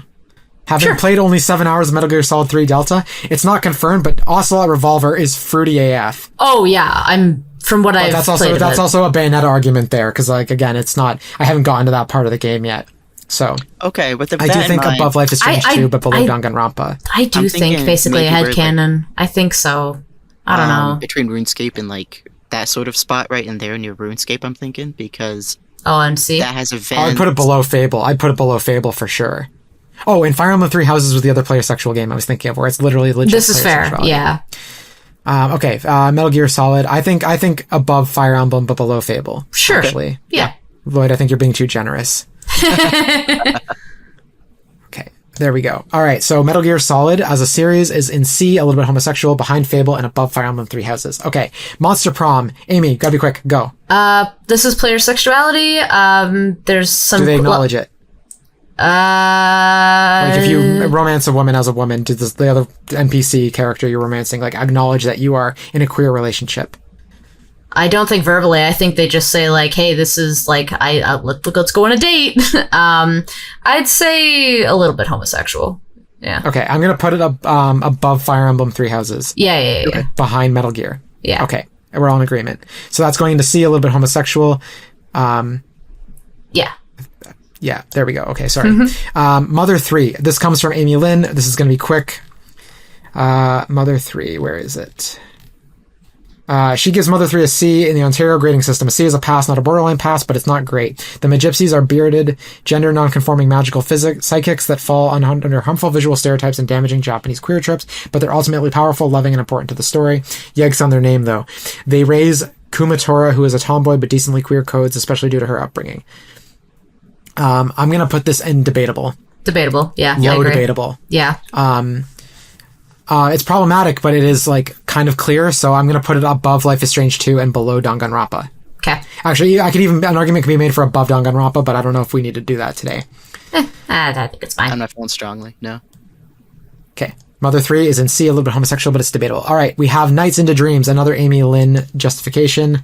I'm probably going to be putting this somewhere she will disagree with me on. But although Nights is a genderless, non-real world queer way, I still feel as though the main character and what they represent as far as player interpretation is powerful. The dream setting is ideal and very queer. It suffers from being a Japanese game in the 90s, but does well despite that. It was a childhood egg cracking game for me, and the alarm clock in the game that ends your runs if you get hit by it as a giant egg. Wow. I don't know when the egg meme started, but I feel like it was after the 90s. Yeah. Not 100% sure on that. Lloyd, do you know? Not sure. I don't know the history or the etymology of egg. It's interesting. I'm putting this in not gay at all. I just because she's not here to be able to defend it. Basically, headcanon. I'd say maybe headcanon. Yeah. Okay, I can argue that. What am I looking for here? Okay, Nights into Dreams is going into headcanon, and I'm putting it above. Just to be nice to Amy Lynn here, because I kind of crapped all over her choice. I'm putting it above Kingdom Hearts, so it's at the top of D, basically a headcanon. Cool. Because the egg thing we cannot confirm. Okay, Outer Worlds 1 has queer NPCs. Cool. Oh, wow. I don't know if they're admissible or not, but it's pretty fruity. But also, like, I would put it around where Longest Journey is. Like, maybe above Longest Journey, because there's more characters than Yeah, Longest I'd do Journey. that. I can agree with that. Okay. Lloyd is nodding in agreement, so there it goes into B, pretty fruity. That's Outer Worlds. Overwatch. This is like RuneScape, where there's like a lot of like cosmetics. That's the word I was looking for earlier. Cosmetics. It's cosmetic. There's in-game pride events like RuneScape, so I would literally put it where RuneScape is. That's fair. Yeah, I think there's some comics in Overwatch that are like that In the confirm game queer or based on the relationships game? Based on the game, but it's official. Well, I think. I think external media doesn't qualify here. I know. I'm just saying that's all I know about the queer kind of stuff for that game. So I don't know if any of the actual characters in the game are queer in their flavor text or not, but yeah, I don't even know, like, cosmetics wise, like, they just have like outfits for like seasons and stuff. I don't actually know if there's any like queer to be fair, I think it's Overwatch 2, but I know I saw Pride events this year in Overwatch 2. It was like one of those things where it's like Overwatch 2 actually has Pride events, but RuneScape is canceling theirs, kind of. Unfortunate that Blizzard is not great, but anyway. Blizzard as a company is very problematic, 100%. Yeah. Maybe C, but maybe like put it near Final Fantasy VII, like original. I don't know. I was going to put it near RuneScape because RuneScape is also literally the same justification as we made for Overwatch. So we'd have to move RuneScape to Final Fantasy VII's area if that's what we want to do. Which fair. It can be done. I think that's fair. We can move RuneScape. Like, it's not locked in place. I don't think we need to move stuff around that much, but we can just put it near RuneScape then. I think that's fine. Okay. Because I was going to say RuneScape and Overwatch could go like where Disney Dreamlight Valley is actually, because again, it's the same thing. It's like very cosmetic, but in-game pride events. Well, since Apex and Valorant have a confirmed at least one non-binary main character, I think if we're considering, I think Overwatch shouldn't be higher than that. So if Overwatch and RuneScape are on the same level, I would chunk them with like Dreamlight Valley or something like that.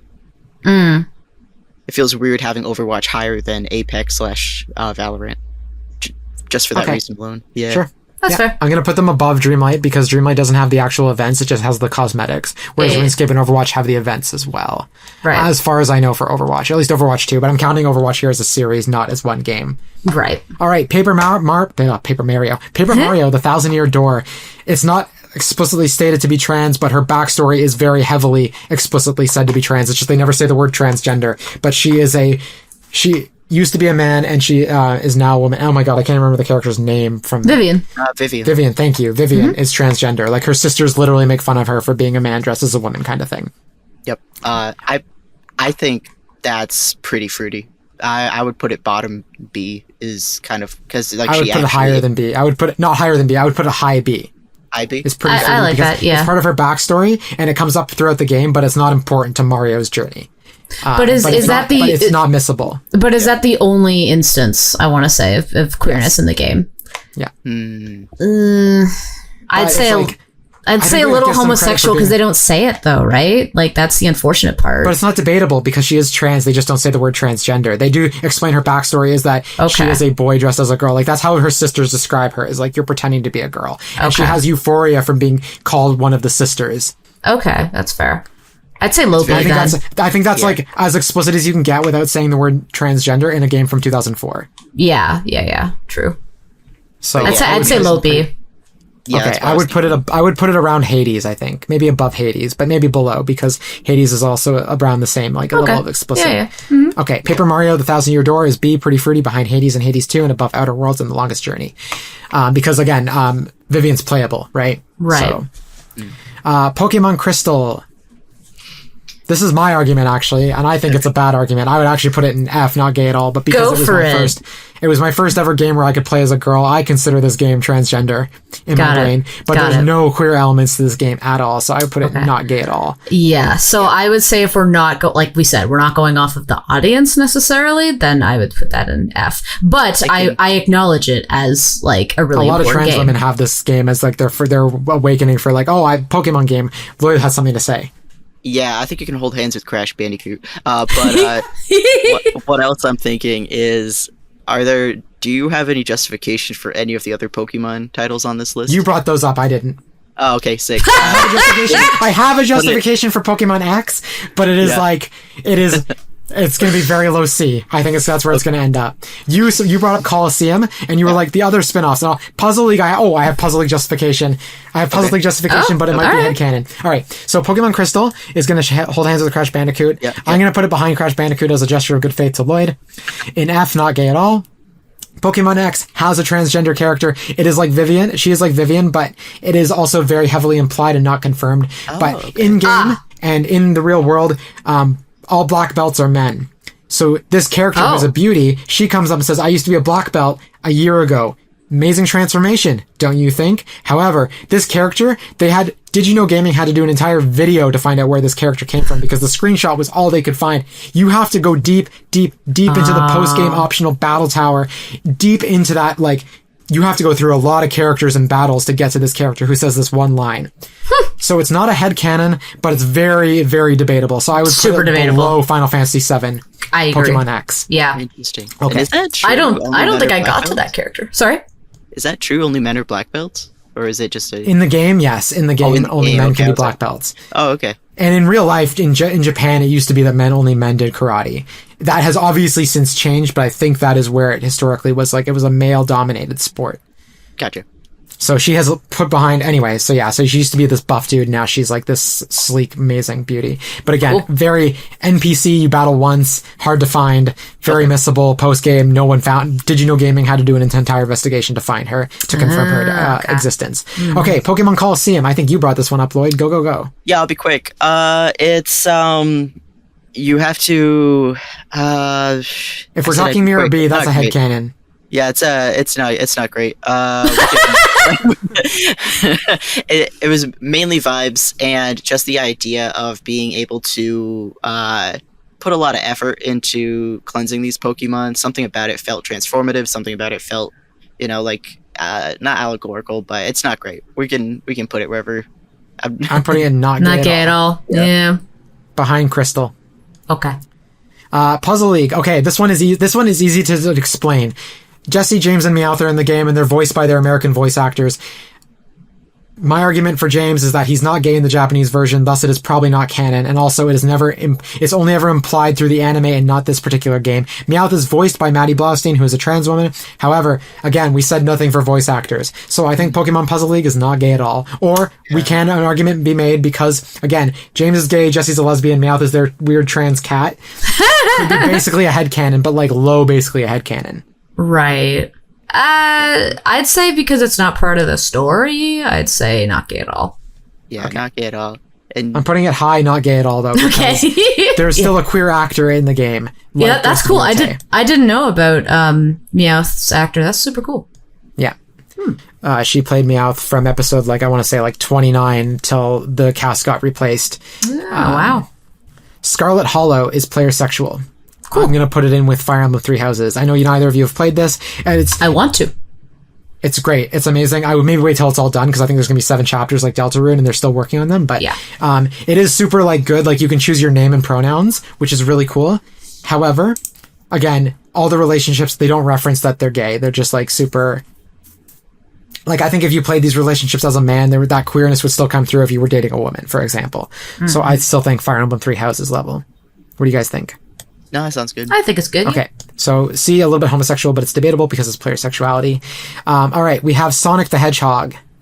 I don't remember who said Sonic the Hedgehog. I think I included it because Amy Lynn has been saying it's gay. This game in particular, Sonic the Hedgehog 1, again, Amy Lynn made the justification last week that mostly of the gay stuff is in the periphery of the external media, not the games themselves. So I'm going to go ahead and say low, basically a headcanon. Yeah. Yeah, Okay. if someone was in this call that played the game fully, I would go through it a little bit more and maybe argue not gay at all, but I think Yeah. it's fine where you just put it. Okay, Splatoon. So, Splatoon. We're going to do Splatoon and Team Fortress 2 at the same time. Very queer fan bases, nothing else. So these are not gay at all. Not gay at all. Yeah. Not gay at all. Not by that justification. Yeah. I'm going to put it around Crash and Pokemon Crystal. Okay. Because Pokemon Crystal is, again, based on fan bases. Honestly, Crash Bandicoot should probably go behind all those, but again, gesture of good faith to poor Lloyd here.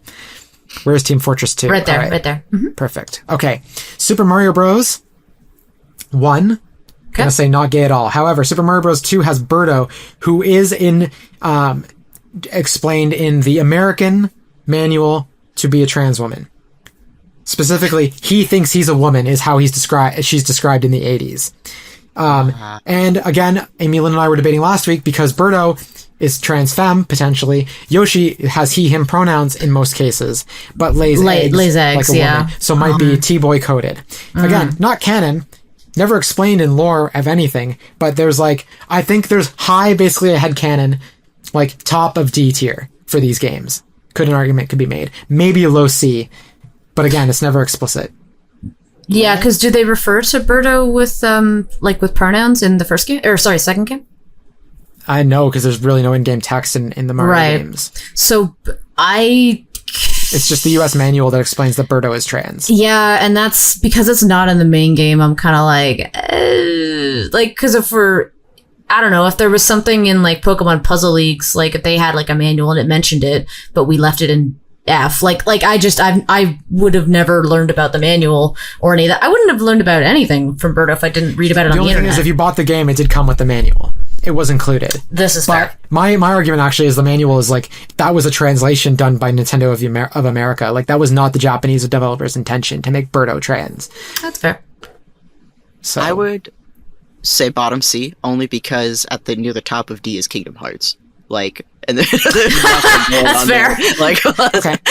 I can see that. We're going to put Super Mario 2 at the end of C, a little bit homosexual, but it's debatable. And that's also Yoshi's Island is also the Yoshi representation here. And then Super Mario Bros. 1, not gay at all. Yep. Bottom. Behind where Ghost of Yotei is. Okay, Lloyd, this was your justification. I think this is pretty fruity, but also could be debatable. Super Smash Bros. Because Yoshi's in there. Solid Snake is in there. Yep. Those characters are gay. Or again, we're saying these are debatable, but again, their queerness is really not highlighted at all in Super Smash Bros. No. No, you nailed it. I'm not going to waste any time on that. Yeah. No. Okay. It's all the same reasons that those other Mario titles are at the bottom of C. Okay, so I'm going to put it above Pokemon X because those characters are in there, but again, it's very debatable. All right, tell me why. Trans character, unquestionably gay. It's part of his backstory. It's literally part of the main narrative. You can't miss it. Yeah. That's very gay or unquestionably. Yeah. Mm-hmm. Yeah, I'm putting unquestionably gay. I'm going to put it behind all the Life is Strange games just because it kind of goes with them. It is its own Life is Strange game. Okay. It's like the spiritual successor to Life is Strange. Warframe. I think I have justification for Warframe here. There's a trans woman NPC very early on in the game. So Yeah. Vivian, but I think below Vivian, wherever we put Vivian here for Paper Mario. Yeah. Yeah. And haven't So I gotten- think it's Longest Journey, Paper Mario level. So I'm going to put it up behind Longest Journey. Yeah. Yeah. Okay. Getting close to those vetoes. All right, Amy, you got to be quick on these. We have all the Xenoblade games. That's okay. Go. I can do that. So, okay. Xenoblade 1, I would definitely put that in basically a headcanon because there's no explicitly like queer characters, but there are definitely like hints with Shulk and oh my god, Elvis. Okay, but we're on low or high headcanon for Xenoblade 1. low because Okay, the main romance is I'm putting Fiora. it above Sonic, but Okay. around Dark Souls. Actually, I'm going to put it between Horizon and Dark Souls. Okay. I would say for Xenoblade 2 and 3, Can you do Def- 2 and it's DLC? We're going to pair DLC. oh, pair with 2 DLC. here. Okay. I've So only the Golden played. Country- I've there's only Torn of the Golden played. Country. Yeah, I've only played a quarter of Torn of the Golden Country. I have not finished it. But it's a backstory, so I know what happens in it. So Xenoblade 2, and its DLC are. I'm gonna say. I'm gonna say a little bit homosexual, but debatable for both because part of me almost said headcanon because there's two villains that are like they hug, they get really close, they're like there's some heavy hints with them, but it's not ever explained. But in Xenoblade 2, there's also several blades that are not necessarily queer stated, but like there's a feminine presenting male blade. There's a couple of just other blades I think that are more queer. So I'd say maybe a little debatable just because it's not a headcanon, like for the most part, except for the two villains.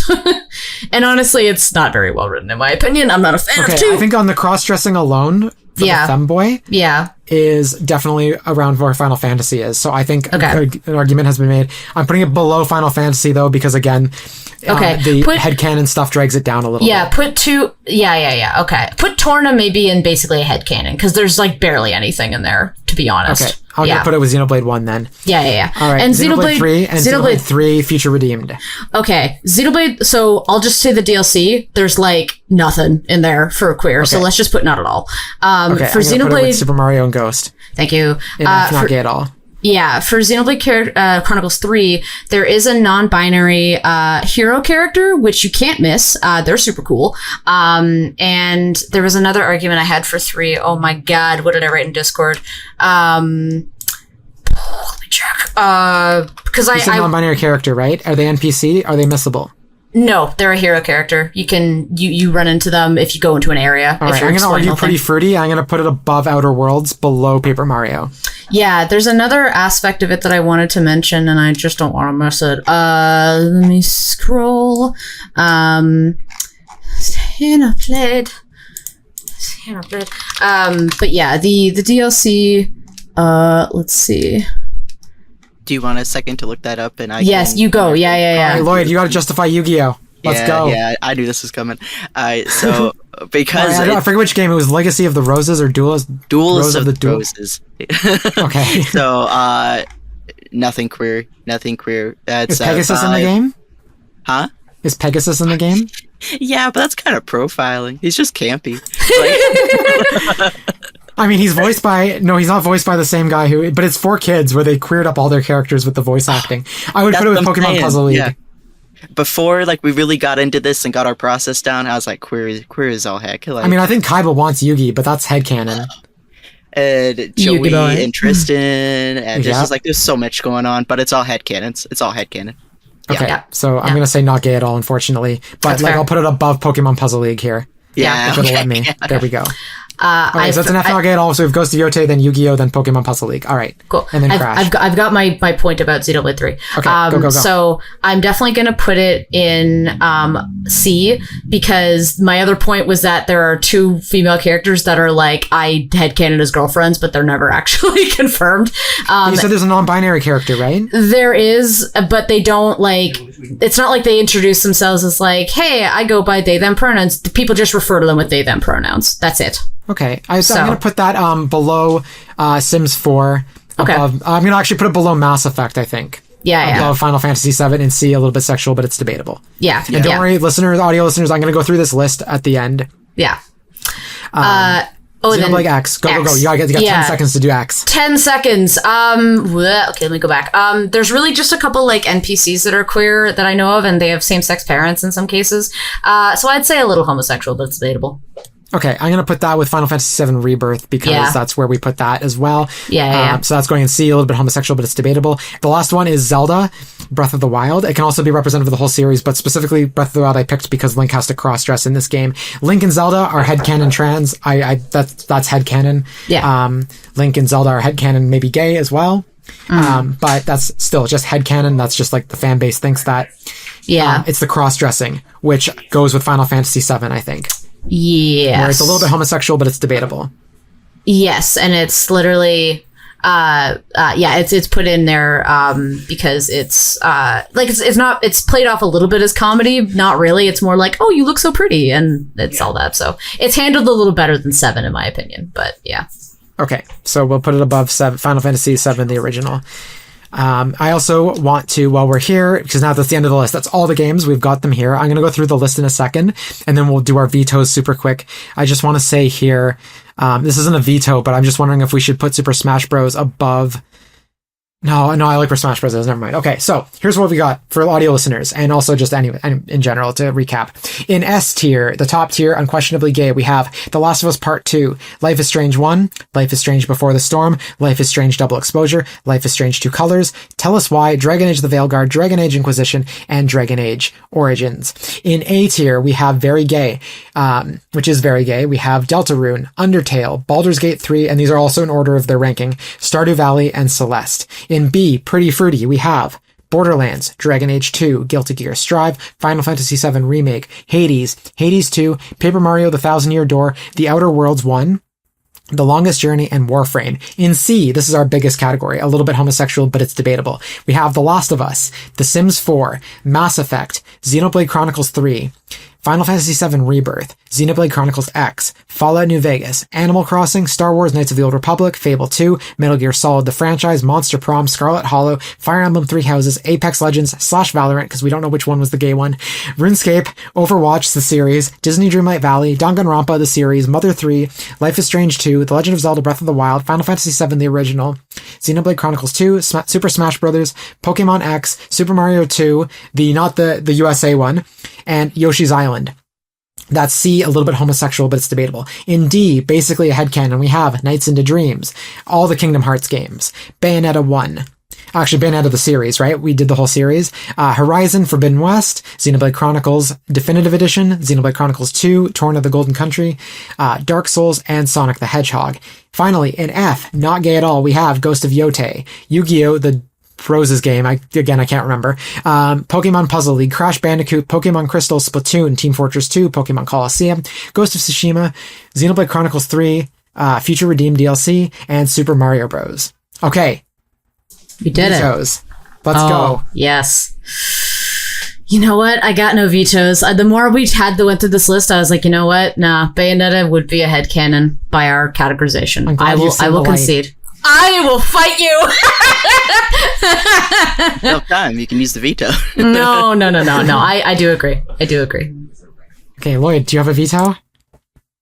I do, and it's bad. It's Crash Bandicoot, isn't it? No, actually, I changed my mind because I still don't understand why this is here.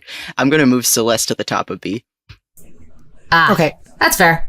Where did I put Celeste? A very gay, at the end of A very gay.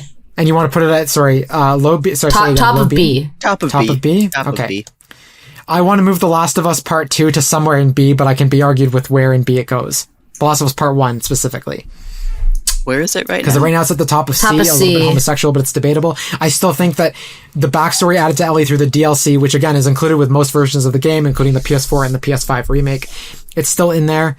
And it is, again, followed up very heavily in the second game. So I still think Ellie is very clearly homosexual, and again, Bill and Frank, you still go to their house and it's still very obvious that it's two dudes living together. I think low B, Pretty Fruity could be argued here. I would argue above Outer Worlds. I think it should be above Outer Worlds. I think if we're talking queer games, putting The Last of Us below Outer Worlds and a longest journey in Warframe feels wrong to me. It feels sacrilegious. So I want to move it to below Paper Mario and above Outer Worlds and be Pretty Fruity. I can agree with that. All right, well, you don't get a say anyway. I just thought I would say it. Okay, that's our tier list. I'm not going to go through it all again because we just had the vetoes right after I read them all and we'd be here for weeks. But we did the tier list. It took us a little bit longer than we thought, but that is our tier list for how queer are these games really. So thank you all for joining us. Ekamy, I almost called you Amy Lynn. I'm so sorry. Ekamy, do you want to super quick? We're going to do Queer Game of the Week.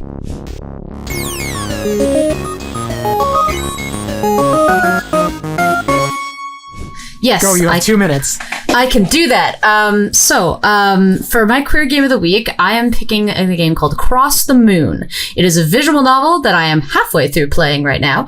And it is created by a individual named Patrick Rainville.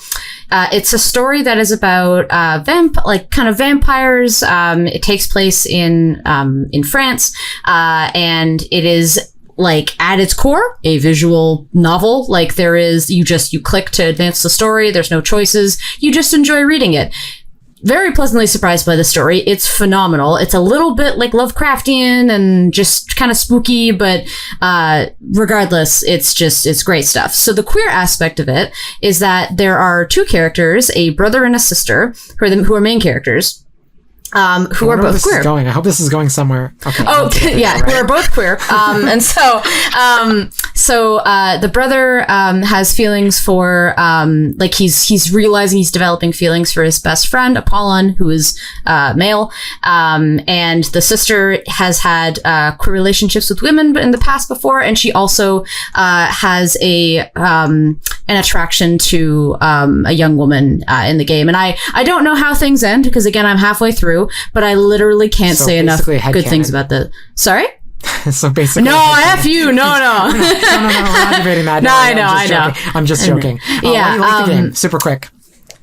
So it's really refreshing to have queerness, not, it's worked in a really understanding and just a good way. It's not highlighting these characters as these are the queer characters. This is it's the writing just works it in really well. So just the fact that I like that. And, I think just, again, I mentioned the writing. It's really phenomenal. It's one of those visual novels where I was I just bought this I don't know, a year ago, and it's been in my library for forever, but I'll just play it. And every time I've sat back, I've just been I don't know where the story is going, but in a good way. I'm really excited to learn more about this. And I kept thinking, if this was a TV series or a movie, animated or live action or a book, this would be one of my favorite pieces of media I've ever experienced. It's really, really good. The cool thing about the visuals too with this is that, the characters are hand-drawn, and then the imagery, the background imagery, is photographs that have colors overlaid to them. So it's a really interesting mix with the real and the animated. And I believe Patrick themselves is from Toronto. I don't know if they're queer. I also don't know Patrick's pronouns. But I'm pretty sure that at the very least, with the Toronto stuff, there was one shot where a detective goes into a library to do some research, and I went, I know that library in Toronto. That's the Toronto Reference Library. So that's stuff like that was really nice to see. But I really wholly recommend it. The music's great. The story's really gripping. I think it's about a 6 to 10 hour game. I'm about 4 hours in and I'm halfway. And that's just purely reading. So it's pretty chunky for, I think, a visual novel, where it's even without choices, right? So that's my queer game of the week. I really like it. I can't wait to finish it. Remind us of the title. Cross the moon. Cross the moon. Just okay. Cross the moon. Oh, Cross the Moon. Okay. Cool. All right. Thank you both for joining me for this anniversary episode, the first video podcast. I think it went really well. We didn't kill each other, so that's an absolute win. Where can people find you? Super quick. Lloyd, go. Lloyd Lloydster. Yeah, Lloyd Lloydster. Could be an underscore, could be a period between the two. I'm on most social media, so Twitch, YouTube, TikTok, you got it. Cool. You can find me on Twitch, Blue Sky, and Instagram as Ekamy. For Instagram, there's an underscore at the start, at the end of my name. Cool. Amazing. All right. Thank you both for joining me. Thank you. Thank you. And that just about wraps up this week's show. Thanks, True Avatars, for joining me for another episode of your Queer Video Game Podcast. By listening to the show, you are supporting queer-made content, which is more important than ever. If you want to support True Avatars, it would be really great if you could leave a comment, rating, or review on your preferred podcast platform. You can follow the show on Blue Sky, Twitter, Threads, TikTok, and YouTube under the handle @TrueAvatars, all one word, and on Facebook and Instagram under True Avatars. If you are watching on YouTube, please like, comment, and subscribe, as well as hit the notification bell so you can be the first to know when new content drops. I welcome you to check out the official website, trueavatarspodcast.com. That's all one word, trueavatarspodcast.com. On the website, you can sign up for the newsletter, where you can get exclusive news and updates on the show. Bye, True Avatars. Thank you so much for listening, and I look forward to speaking with you all again next week. Take care and stay safe.